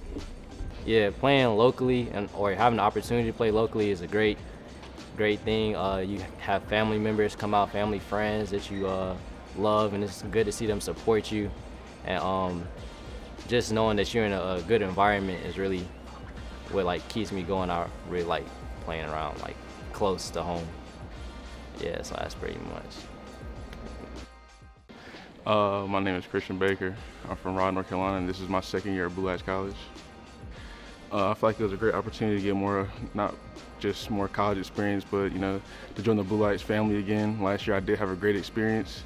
We had a great team, classes were great, Blue Lights College as a whole was great, and I'm just glad I got another opportunity to come back. It's definitely kind of a responsibility because being a second year, I was here last year, and, you know, both the coaches and my teammates were looking for me to, you know, set a good example for not only my teammates, but, you know, for just anything. If you want to be a great leader, you know, you got to show that you can both lead others as well as, you know, I don't know, I can't really explain it. It's kind of a weird experience. I never thought I'd be put in a position to lead, so I'm glad Rio gave me this opportunity, and I'm hoping I can meet his expectations. Definitely make some noise. It's good to be in the conference. It's good not just for us, but for, you know, Blue Lights as a whole. Hopefully we can, you know, get our name out, get more people to, you know, look at us, and hopefully if we can get a ring, get some hardware, and, you know, build a program. My name is Denzel Jacobson. I'm from Raleigh, North Carolina, and I'm a first-year student here at Blue Lights College. I graduated from Apex High School, and to be able to play college ball in Apex, it means a lot. Be able to represent my city some more, give me a chance to do things that I wasn't able to in high school, like win a championship or something. So I heard about Blue Lights from an alumni from Apex High School, actually, someone that I used to work out with. Welcome back to Hope Community Church Arena in Apex, everybody. With Dan Fury, I'm Mike Davis. Let's take a look at the first half scoring. First of all, for the Thoroughbreds, Kenny Anderson with a productive first half, 12 points, 9 points for Jeremiah Baker. But even better, Chris Koger with 13 points, and Mason Rumpf having himself another excellent outing, 14 points off the bench, and all but 4 of those coming from the free throw line. I think you're tracking that. I think he hasn't missed from the stripe yet. Is that right? That's right. He's been spot on from there, and that's one of those things that you more so pick up on when you're missing free throws. Right. But all those free throws made right now has kept this game close. Without those, or he's even half, it's looking a little worse on the scoreboard. Eric Williams with 7 quiet points in the first half. Foul trouble, not so bad right now for the Thoroughbreds. Just 2 players with 2 each. That's Jeremiah Baker and Chris Koger. For the Vipers, 15 points, and boy, I tell you, I had missed I'd missed these 15 points. Donnell Langford, I had him down for 6. So clearly, I've been giving points to the wrong person. Jamar Bowser with 12, also 12 for Prince Anderson off the bench. Torrey Jordan with 10, Khalil Davis with 6, and Shamar Yates, I have him with 8. 2 players with 3 fouls each. That's Yates and Davis for the Vipers. Anderson and Comrie with 2 fouls apiece. 61-54. It had been as much as a 14-point advantage for Tidewater in the first half. It's trimmed to 7 here as we have 20 fresh minutes on the clock. And as the Vipers come out, we're going to have Anderson on the floor along with Bowser. Langford will be there. Torrey Jordan is on the floor, and Jaquay Wright. Williams, Jeremiah Baker, Donnell Avery, Kenny Anderson, and Chris Koger, the starting 5, back on the floor for Blue Lights as we figure out which way the possession arrow was to point here to begin the second stanza, and it will belong to Blue Lights. They will be shooting to our left, and we are underway. Koger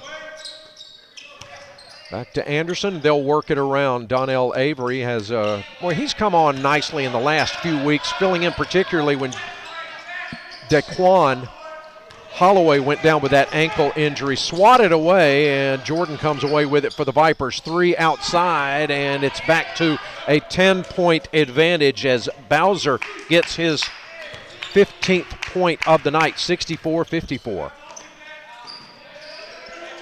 Kenny Anderson to Avery to Koger. He puts up the nice little teardrop, can't get it to drop. Here comes Tidewater once again.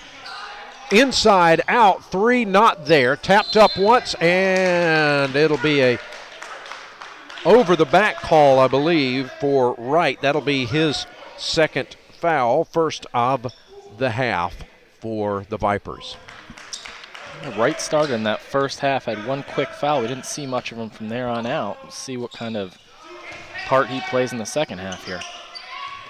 10-point advantage here with 1 minute gone in the first half.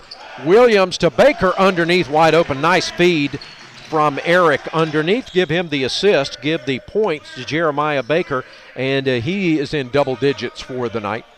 64-56. Man-to-man defense still for Blue Lights. Their bread and butter. There's the turnaround, and gets it to drop. Wright with his first bucket of the night, 66-56, back to double digits. An emotional first half for Blue Lights, and there's a little emotional lift right there as Williams drives the baseline. Great job by Anderson right there, knocking away an easy basket for Wright under the hoop. 66-58, 18-22 to play. Vipers inbounding. Anderson gets it into Langford. Boy, there was a mismatch right there. The pick. Williams with the rebound. Here comes Avery to Koger. Puts it in. Off the glass for 2. He's got 15 on the night, and the lead is trimmed back to 6. Vipers 20-4 on the year. Their 4 losses coming to powerful prep programs. Foul will be the second on Donnell Avery. And 1 team foul per now. On the baseline, in and out, tapped up once, not there, and Eric Williams on the second try gets it. Koger outside, Williams free for 2 on the runner. Get Koger and Williams working together underneath the hoop. 11 points. Yeah, I like to see that pass from one big guy to another, working it underneath, and we're at 4. Anderson going for the steal on Jordan. Vipers retain possession. Down underneath, and it's too hard, but the putback is up and good. Bowser, 68-62. Baker, high off the glass and can't get it to fall.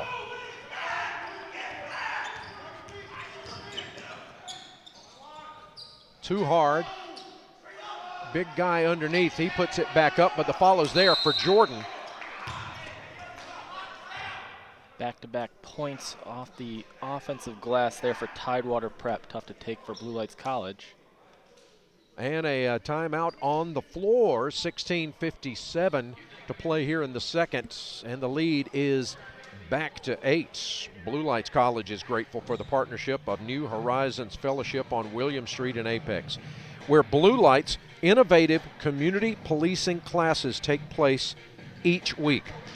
New Horizons Fellowship is a safe place to experience God at your own pace. You're invited to visit one of New Horizons' Sunday morning celebrations. They occur at 10 a.m., or you can learn more at nhf.cc.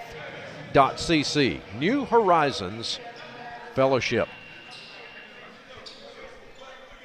It was a 7-point deficit at halftime. It is at 8 now for Blue Lights College. Baker to Williams, gets free and can't get the flush.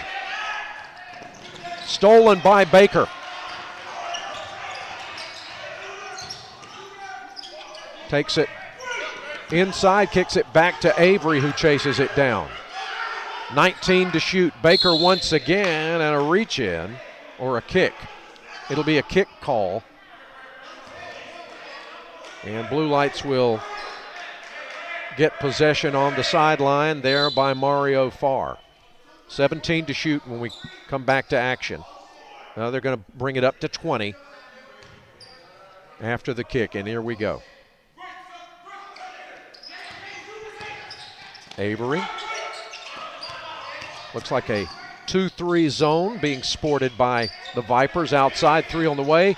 They got a piece of it. Short, knocked out of bounds. Who does it belong to? It will still be Blue Lights ball with 4 seconds to shoot.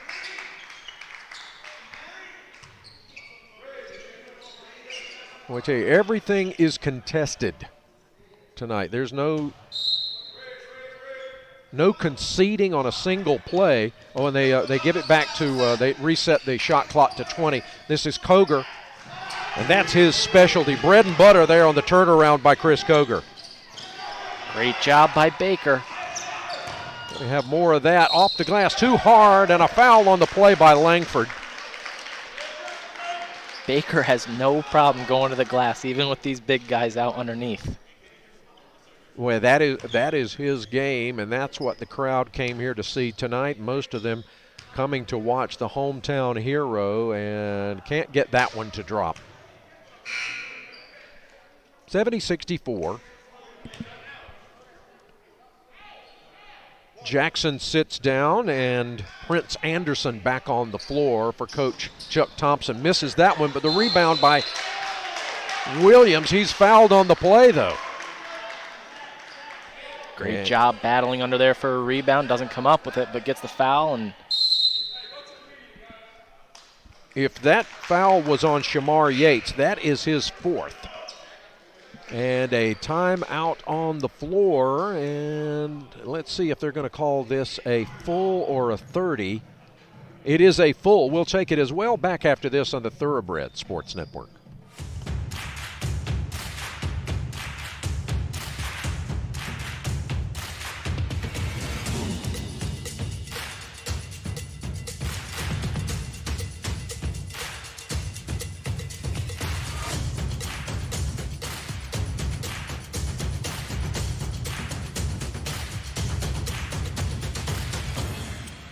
Gear up for back to sport at Academy Sports and Outdoors.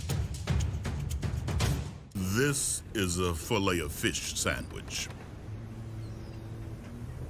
This is Arby's Crispy Fish Sandwich.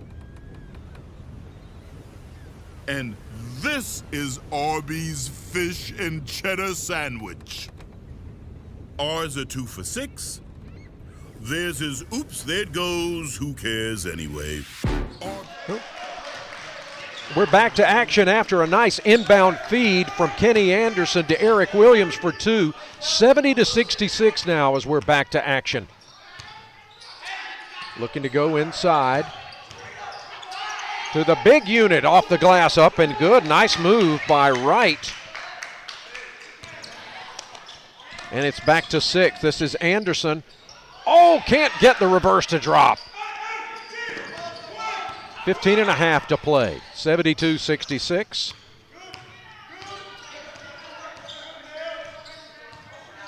Coach Chuck Thompson calling out the play here. Once again, Wright with the turnaround. He can't get that one to go. Koger cleans the glass. Baker to Avery. So I got this text at some point last night after I'd gone to bed. It said, hey, this is Mr. Avery. By the way, that was a takeaway. Taking the distance, Langford off the takeaway for 2. This is Mr. Avery. Did you get any pictures last night from Saturday night's game? And I said, oh, I'm sorry. It was good to hear from you. No, I didn't get any pictures of Donnell. Not realizing it was Donnell. Donnell was Mr. A. I thought it was his dad. Maybe Blue Lights basketball coming the other direction. Just wanted some pictures of himself. Yeah. I'll have to go back and look, Donnell. I don't think I got any really good pictures of you. Sorry, but I will check, I promise. And I told him that tonight, that I would. Mr. Avery. He is the team joker. There it is for 3. Anderson now with his first bucket of the second half. He's got 15, and the lead is at 5 outside. Wow!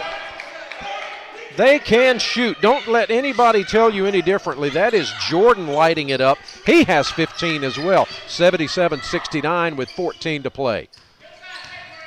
Koger. Oh, he's tripped on the way downtown. And I think that's going to be called on Wright, which will be his 3rd. So now I've got Yates with 4, Davis with 3, Wright with 3. And Wright will sit down, and checking back into the ball game will be Javier Comrie. They don't lose any height. As he comes away there, Comrie with the steal. A miss, and could have been a tip there. And there it is! The Pizza Hut stuff of the game, brought to you by Pizza Hut Stuffed Crust Pizza. North Salem Street, downtown Apex. The crowd loving it. Williams took a charge underneath there. Sometimes a charge fires up a team or a crowd more than anything. You are absolutely right, and the crowd into it now, and led by head cheerleader Mario Farr. Rump checks into the ball game. This is Koger. Koger too hard off the back iron. Comrie with the rebound. And here come the Vipers. Far side, Anderson back out front. This is Langford.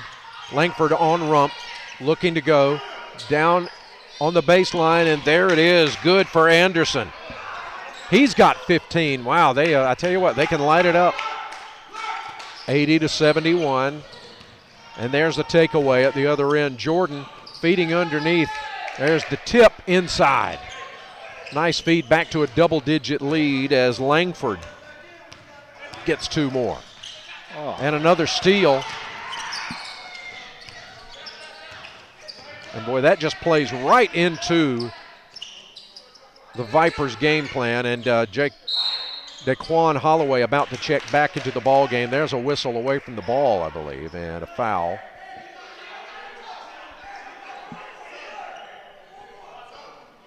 And Holloway will check into the ball game for Baker.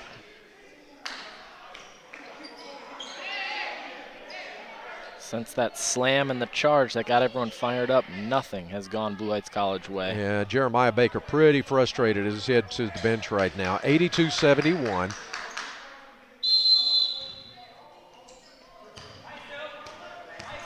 Vipers get it into Donnell Langford, their leading scorer.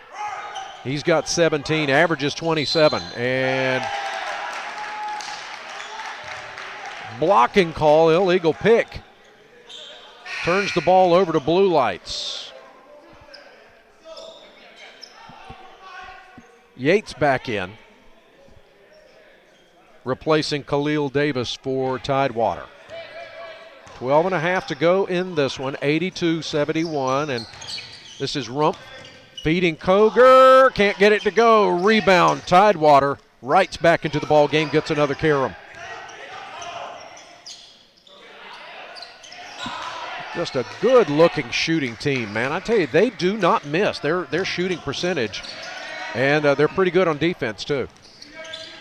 Another takeaway, double team in the backcourt, and I think that's going to be a foul called on Holloway. So he got a little bit too much English on that one. That'll be his second, team's third, according to my highly unofficial statistics. 12:07. 85-71 lead at 13, and they're indicating, 30 seconds on the change of possession.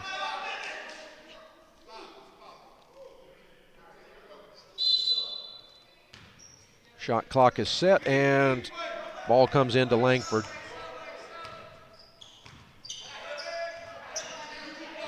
Wright against Koger. Working over Koger, but Koger comes out the better one on that one. Here comes Holloway.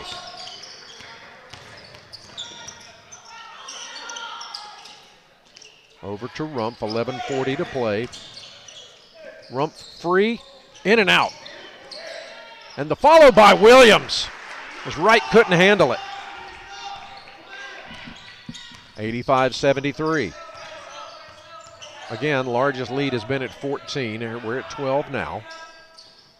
Inside, turnaround, not there, tapped up, tapped out, loose ball, and the Vipers will get it on the baseline. And all they do is score. They don't miss. Yeah, they are good, and hands everywhere. Koger outside, Williams, 3, long. Right again, knocked away by Anderson. But it goes out of bounds. Comrie back into the ball game, and Wright will sit down for the Vipers. And a timeout on the floor, 11:01 play. It is a 60. We'll take it along with them. A 15-point advantage back after this on the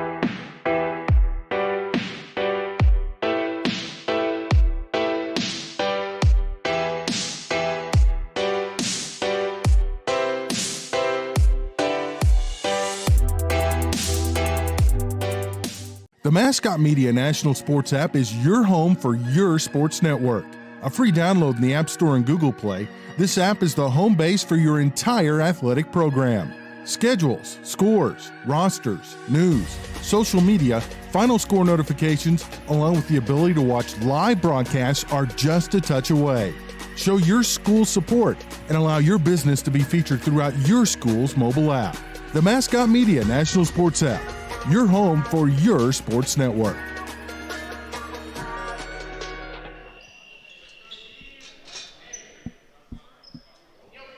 Vipers outscoring the Thoroughbreds 27-19 here in the second half. 11 to play here, and they lead 88-73. They have the basketball. Langford working against Rumpf.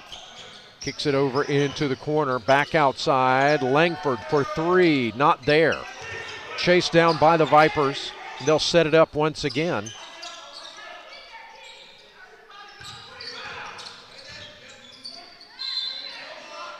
And a whistle before the shot, I believe.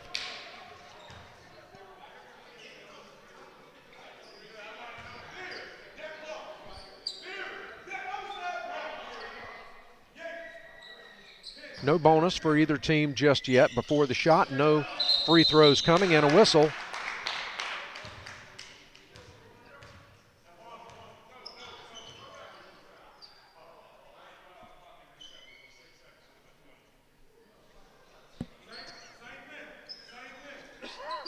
And did I miss a call on blue lights there? Yeah, I'm not sure who they called it on, but I've got Thoroughbreds with 5. Fall away jumper. Wow, he has got that patented. Anderson with the fall away jumper again, and the lead is at 17. That's the largest of the night. Underneath, Koger waits. Koger scores. Williams limping down the court. Sure what happened there. Yeah, he got the assist, but may have gotten an injury in the process. Jordan for 2 on the drive. 92-75 as we approach the halfway mark of the second half. A kick. We'll give the ball right back to blue lights. Baker and Avery check in for Holloway and Rumpf.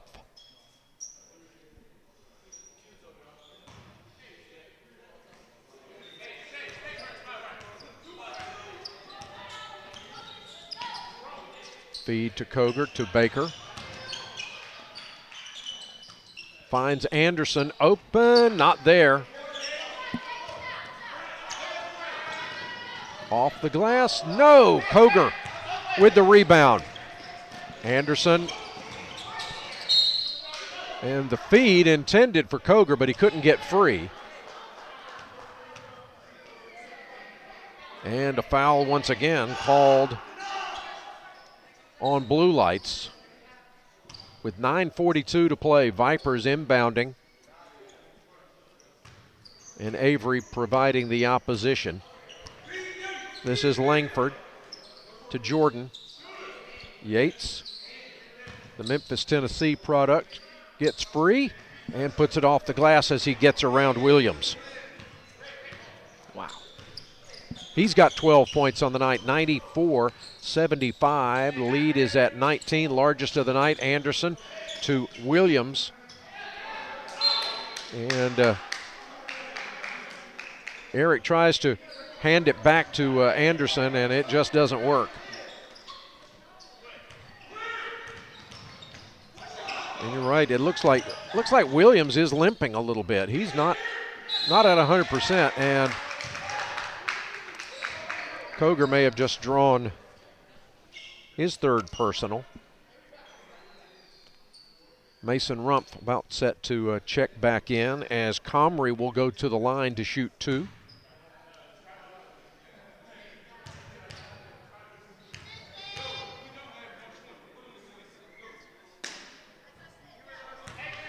And with the Vipers averaging 110 points a game, looks like they're well on their way to getting that. Yeah. I believe it was after that dunk and charge, 77-71, so maybe a 16-4 run.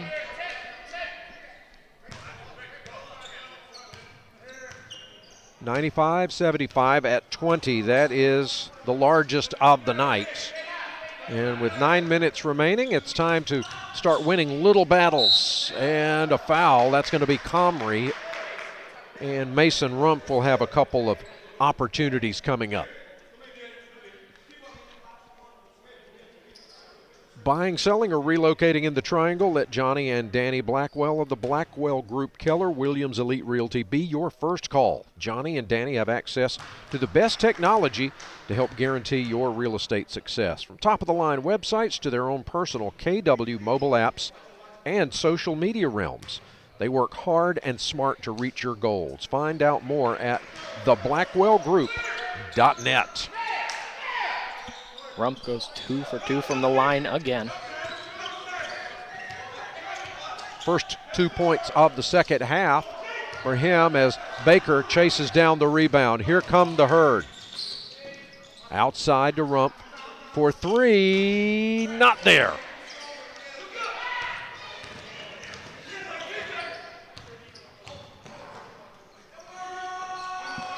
Taking it coast to coast, Langford. And a timeout on the floor, 8:25 remaining. Back to a 20-point advantage. It is a 30. We will keep it right here. Coming up in just a few minutes, Dan and I are going to be naming the Academy Sports and Outdoors Player of the Game, brought to you by Academy Sports and Outdoors, the official outfitters of the Thoroughbreds. Well, we have several candidates for this evening. Chris Koger having another big night. Mason Rumpf coming off the bench looking good, and with 16 points right now, certainly has is going to be getting some looks from the two of us. Definitely. Anderson with a good first half with 12 points. Kenny Anderson, and he has a 3 to go with it here in the second half. So that's coming up in the next few minutes. We'll have to make that tough decision. As mentioned, this is the last regular season home game for the Thoroughbreds. They go on the road to finish out the regular season this coming Saturday at Warren Wilson College. Boy, those two teams, we had a battle royal. I think not last season. I think it was the season before last. Wow, what a game. It turned out to be something like a 3-point game at the end, around 100 points. I have to go back and check the score, but wow, it was a nip and tuck battle, and could expect that maybe again this coming Saturday. We shall see as those two teams battle for position in the last conference game of the year. Anderson for 3 from the corner. That's a good sign. Could use a few more of those. 97-80. Like you said, little battles at this point. Not going to get it all back at once, especially when Jamar Bowser drains it from outside for his 4th 3 of the night. Baker off the mark.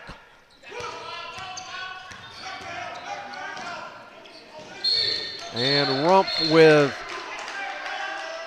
the foul and 2 shots coming up. He thought it was clean. Great hustle play regardless. Looked clean from here.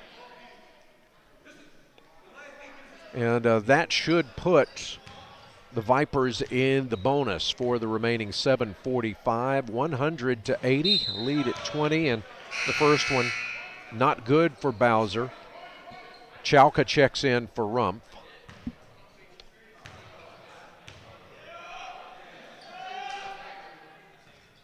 And that one is good for his first free throw of the night, 101-80.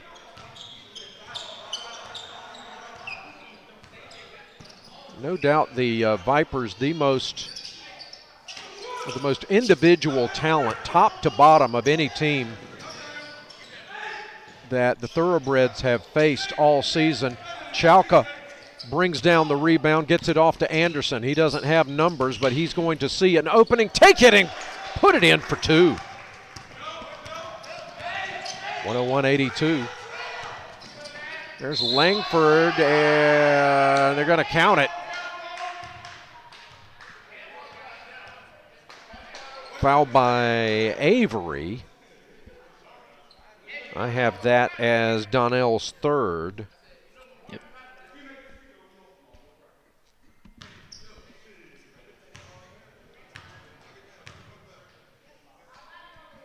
Langford approaching his average for the season. And caught asleep at the wheel. And another foul. I think that's going to be on Williams, as it was a one-shot free throw, and the Thoroughbreds just caught sleeping on that one.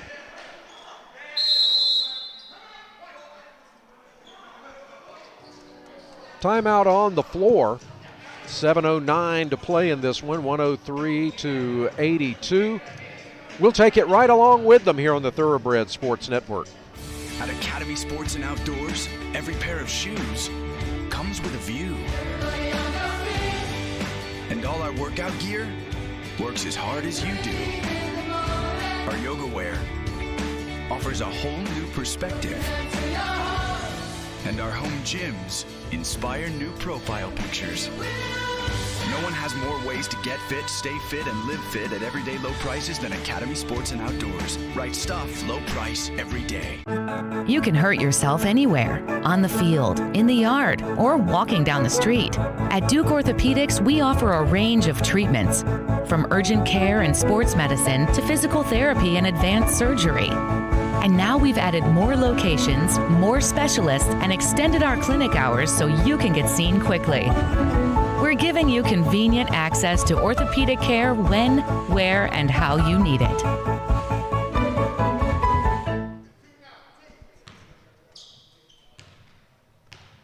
Back to action, Langford shooting 2 with 7:09 to play, and he'll have one more coming. Lead at 21, and as we were just talking just a second ago, I think Blue Lights needs to look at this as an opportunity to take it to the next media timeout and just try to win the next 3 minutes. You're not going to get 22 points back all at once. Baker to Anderson.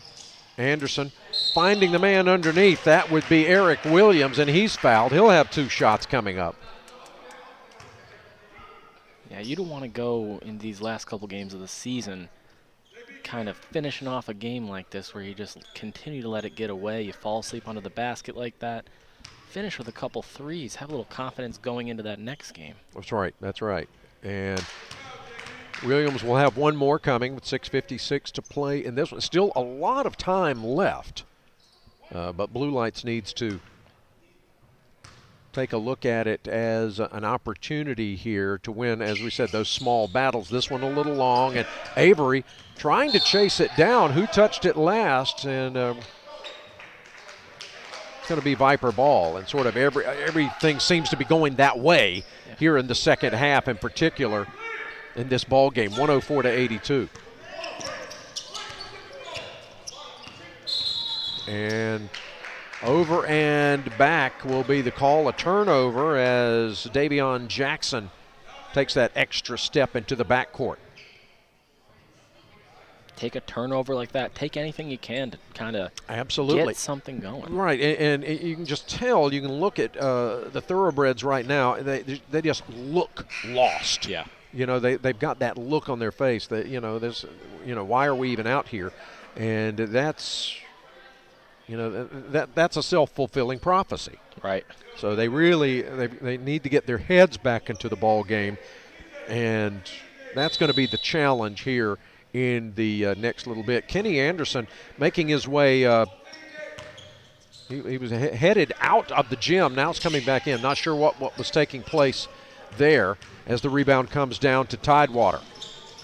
Defense is there. They'll chase it back outside, and Avery in the wrong place at the wrong time. I have that as his 4th foul. And we're close to getting into the double bonus with 6:33 to play. Looks like Avery just getting a little treatment on his hand over there, maybe a cut or something. They're just Anderson? Yes, Anderson. Yeah. Did a little alcohol swab on it and wrapped it up. Dr. Wittstein, the team physician, taking care of that, and he's going to check back into the ball game after receiving some medical attention, and Avery will get a break. I think as much as anything, win or lose, I mean, it's a non-conference game. It's you want to win them all. Let's not get it. Let's not make that mistake. You want to win every one of them, as Davion Jackson gets his first point of the night, according to my highly unofficial statistics. But you want to take something away from this ball game into your final conference game of the season, one that really matters. Now, this one's going to be, this is for bragging rights, as the follow not there, the putback not there by Williams, but it is for Rumpf. 106.84. Take away by Rumpf. He's going to take it the distance, put it up. It's not there, but the follow by Baker is. There's what you want to see. Rumpf making two plays happen. And the lead is back to 20, and that's going to be Williams again looking dejected as he picks up the personal. I only have that as Eric's first foul.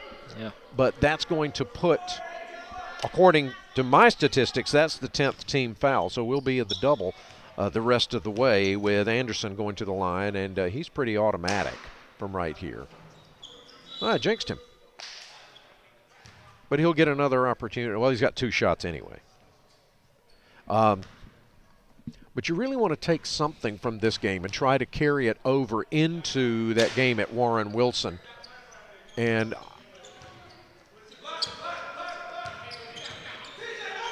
so it's a few days away. They'll have an opportunity to recover regardless of the outcome here, but certainly want to show some effort here.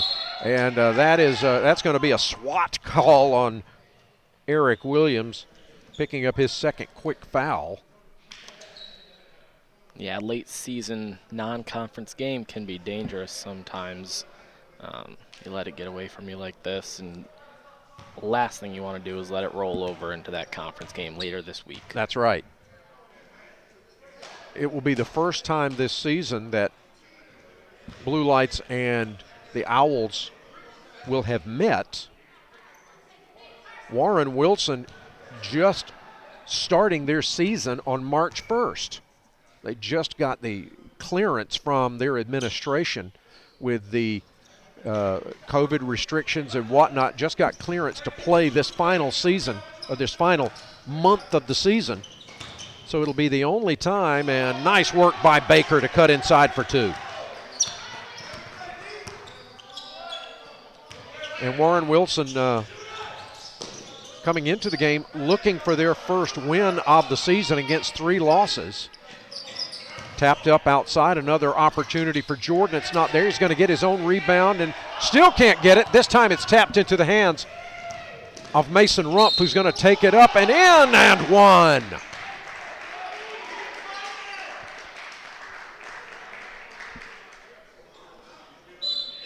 Mason Rumpf certainly is not looking dejected in the second half.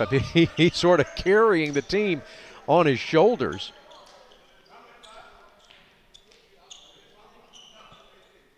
Still 5:17 to go. This ball game, it's been a seemingly long second half, and Rumpf looks like he's going to have to get some medical attention now. Looks like he may have received a cut. He's holding. Yeah, it's on his leg. And if they can get him bandaged up in time, he'll be able to shoot his free throw.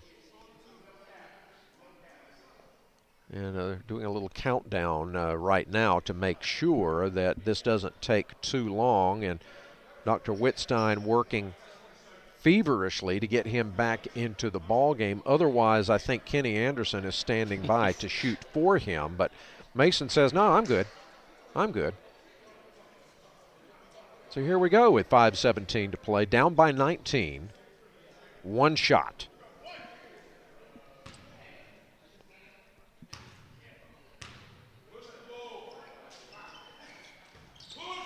His first miss of the evening from the stripe. Had to think about it too long, I guess. Right.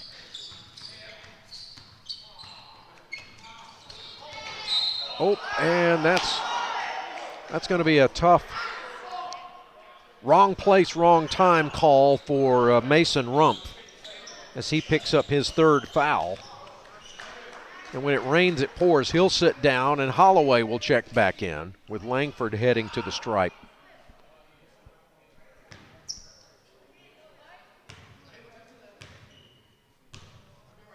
.23 is what I have for Langford on the night as he'll work towards his season average, and he'll get that one.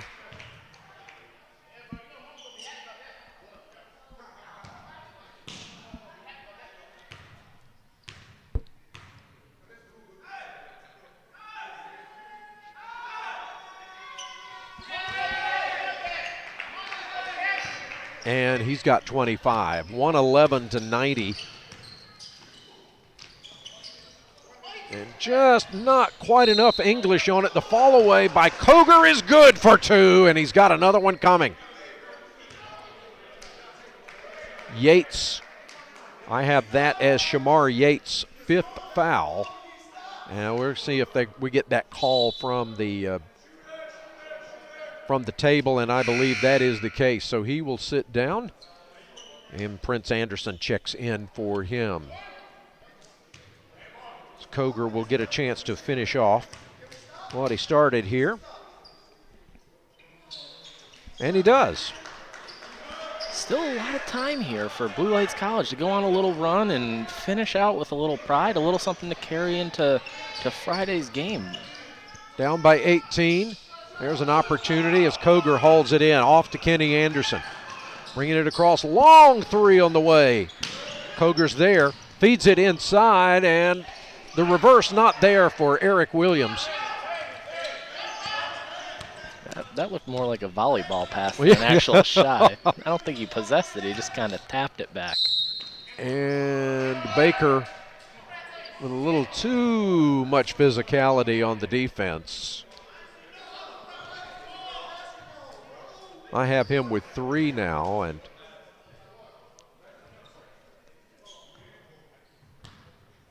Langford still working on his average. Long second half and a lot of trips to the charity stripe. Through the hands of Koger, but chased down. Back to Koger. Puts up the one-handed shot and fouled on the play. Nope, he took steps. Kind of froze underneath there. They had numbers. Looked up. I think Williams was right under the basket, but went for the shot and took an extra step. Coming up on the 4-minute mark, 113-93. Comrie way outside. His shot's going to be short. Another rebound for Chris Koger. Holloway pushing the tempo and had to take an extra step as he lost the handle. And timeout on the floor, 3:52 to play in this one. It's a 20-point deficit. Can the Thoroughbreds chip away at it? We'll find out in just a moment. It was a dark night in drive-thru land. The people had grown tired of greasy burgers and gut bombs. But then, 3 heroes emerged. Their savory sauces brought courage. Their juicy tomatoes brought might. Their roast chicken brought the taste of roast chicken. They were called Arby's New Market Fresh Wraps. And everyone ate happily ever after the end. Arby's, we have the meat. Hey, what's up, Blue Lights College fans? My name is Sean Walder, and I'm the worship pastor here at Apex Baptist Church. And we just want to take a moment to say how honored we are to partner with Blue Lights College and have them on our campus practicing every single week.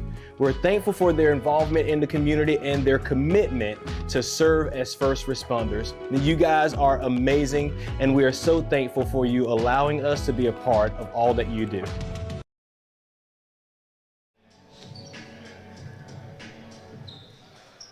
A 20-point deficit for Blue Lights to work on now with 3 minutes 52 seconds to go. It will be Jeremiah Baker, Holloway, Koger, Williams, and Kenny Anderson on the floor for Blue Lights. For the Vipers, they're going to counter with Langford, Comrie, Jackson, and Bowser down underneath. It's tapped by Koger, and out of bounds. It'll belong to Blue Lights. So good hands work defensively by Chris Koger underneath. And Khalil Davis is that other gentleman in yellow on the floor. 113-93, 3:40 to go. Long way to go, and the clock becoming a factor. Holloway lets it roll into the forecourt. Stops, pops, shoots, and hits. That's how you use the clock.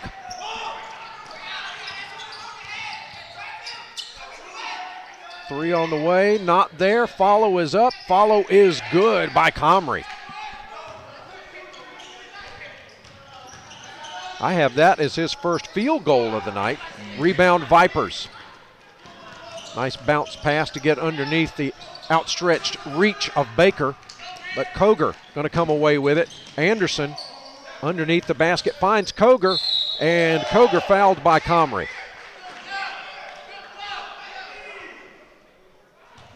That'll be the third against Javier Comrie, and Koger will go to the line with an opportunity again to trim away, but the lead at 19.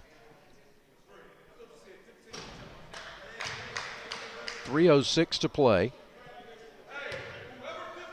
So recapping what's to come up this weekend, I mentioned this will be the last conference game. Koger connects on the second. Will be Blue Lights at Warren Wilson. Mackey and Carolina Christian have completed their regular seasons. They will meet up and good. And the shooting percentage, we don't keep track of that. We don't have that. But I'm telling you, they are shooting the lights out. Bowser with a nice shot from about 12. And stoppage. And was that a technical foul on the Vipers? It was on Bowser. I think he was chatting towards the Blue Lights bench after that shot. And so Baker to go to the line. Those two teams I just mentioned, Mackey and CCC, are going to be facing off in Elizabeth City next Tuesday night at 7 o'clock.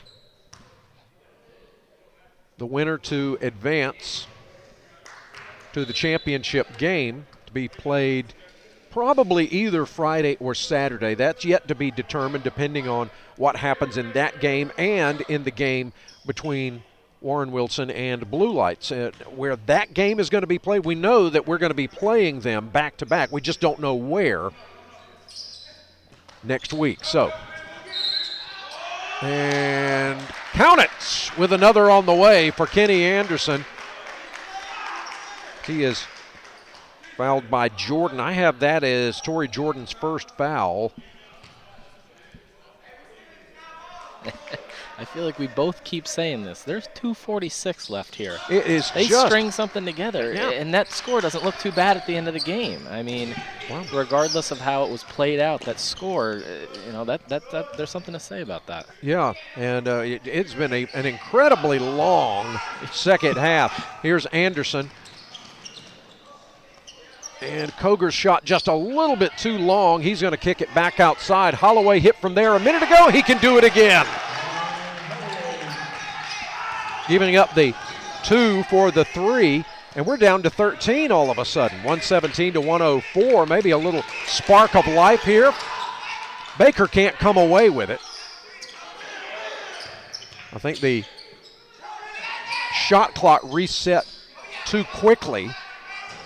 Not that it's going to matter, because they're not going to let it count down. I can tell you that. Neither of these teams. Here comes Baker. And there's a reach-in foul. I believe that's going to be on Yates. Nope, no, Yates is gone. Jackson. He's got him to give.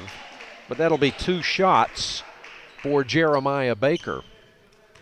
So a bit of a gift to the Apex native and to the Thoroughbreds, stopping the clock with 1:58 to play.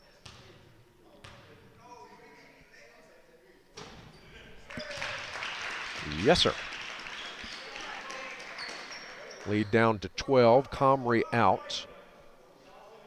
And Langford back in. So defense for offense for the Vipers. Second shot is up and good, and all of a sudden, the lead is only 11 with under 2 to play.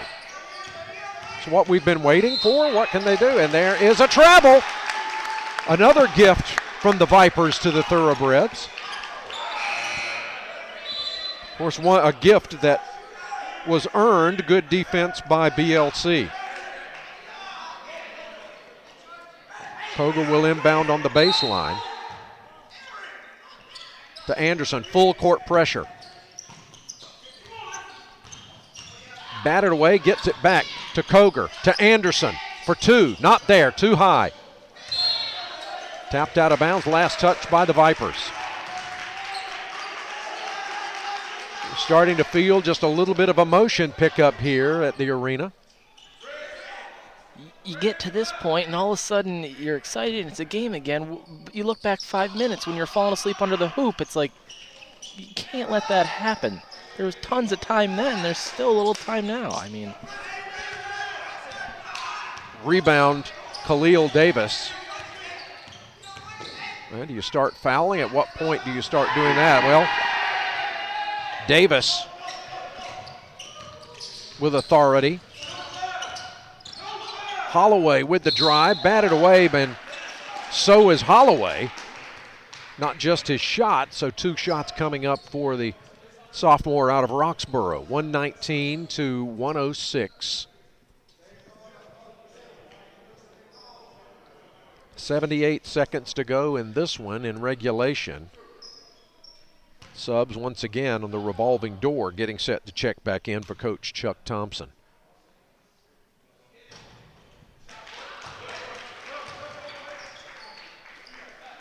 Holloway's had a good touch here in the last minute or two. Right in for Langford. I don't think anybody stays on the floor very long. It's just a revolving door right with the rebound for the Vipers. That's how they stay fresh. And, and when you're running the way that they're running, you're going to use up some energy. Chuck Thompson's got it going on as far as this rotation goes. Yeah, looking on the give and go, but Holloway cuts it off. Anderson there defensively. 12 to shoot.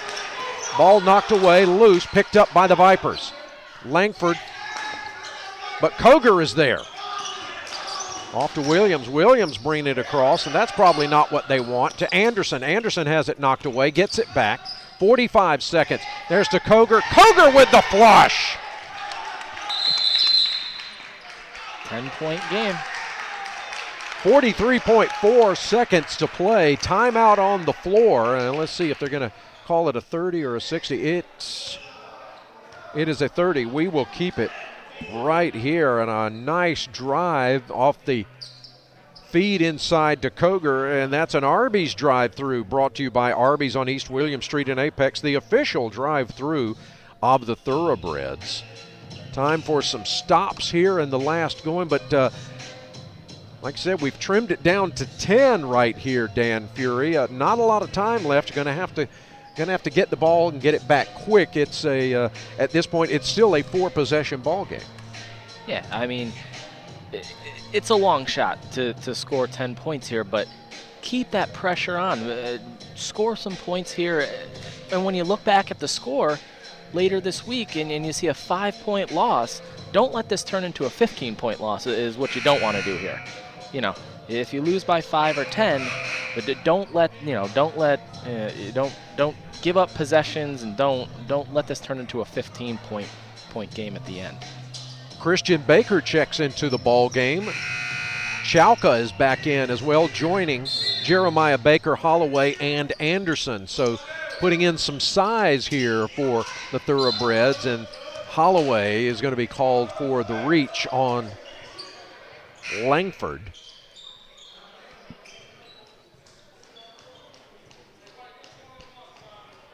Assistant coach Joel Myers chatting with Christian Baker on there, and more substitute. So the chess match starts now with defense for offense as Langford goes to the line.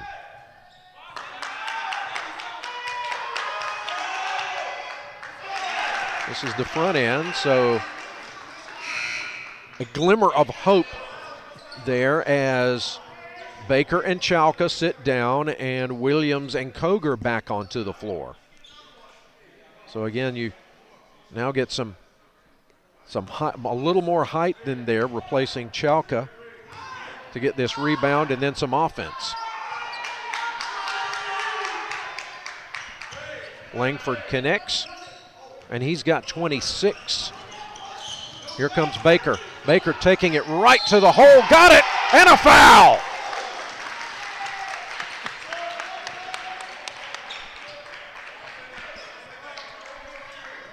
Once again, Baker shows he has no issue driving to that basket, even with those big guys underneath there.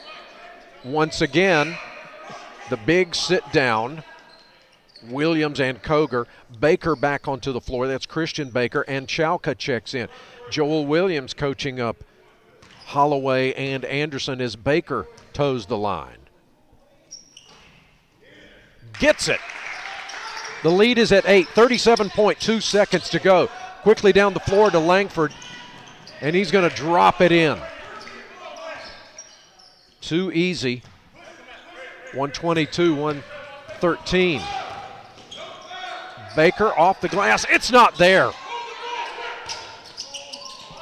Saved, but towing the line that time, walking the line, was Anderson. And a good defensive play, and just couldn't stay in bounds. Lead back to 11, 24.3 to play. Jordan quickly down the floor. They don't need to score. Chalka with the foul. He's got them to give. Now Williams and Koger get set to check back into the ball game for Chalka and Baker.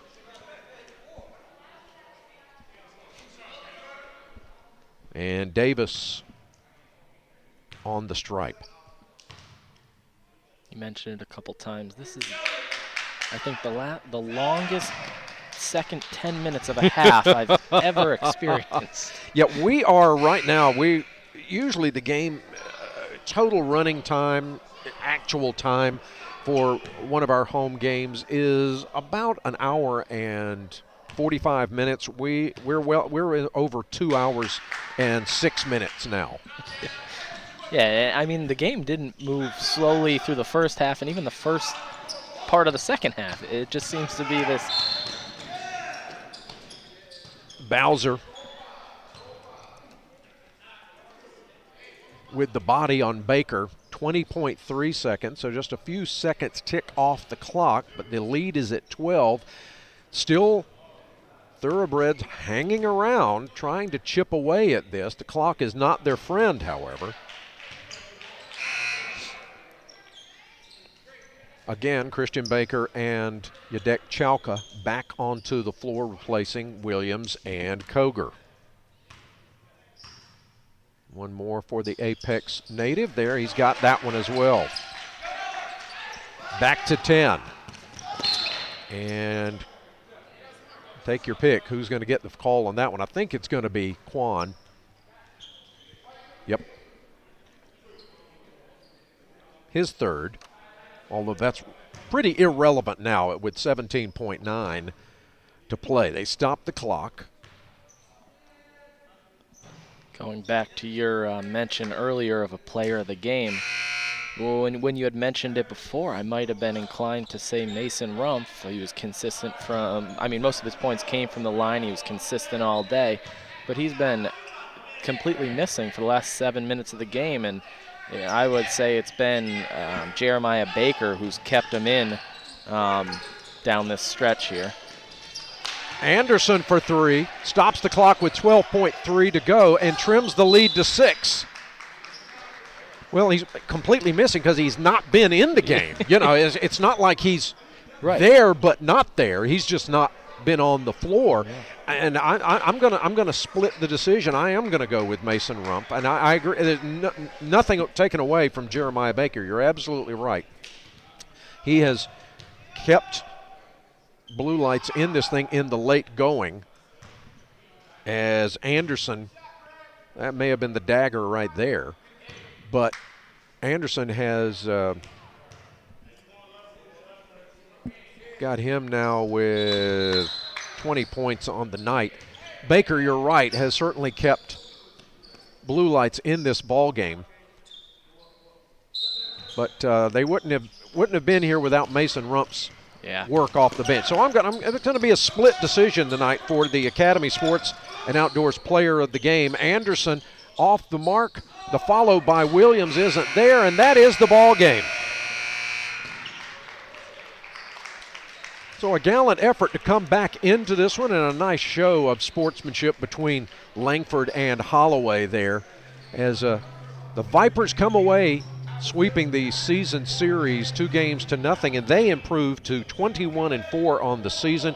Blue Lights drops to 8-7 with 1 game remaining. My thanks to Technical Director Roderick Warren, cameraman Sean Cooper, and to Coach Mario Farr and his staff. This has been our final regular season broadcast. Again, if Blue Lights wins at Warren Wilson this Saturday, we'll be back on the air next Tuesday for a home semifinal game against the Owls once again with airtime at 5:45 p.m. right here. Watch BlueLightsThoroughbreds.com and our social media feeds for updates. Our final score once again here in Apex, Tidewater 127 and Blue Lights 116. For my partner Dan Fury, I'm Mike Davis. Until next time, so long, everybody.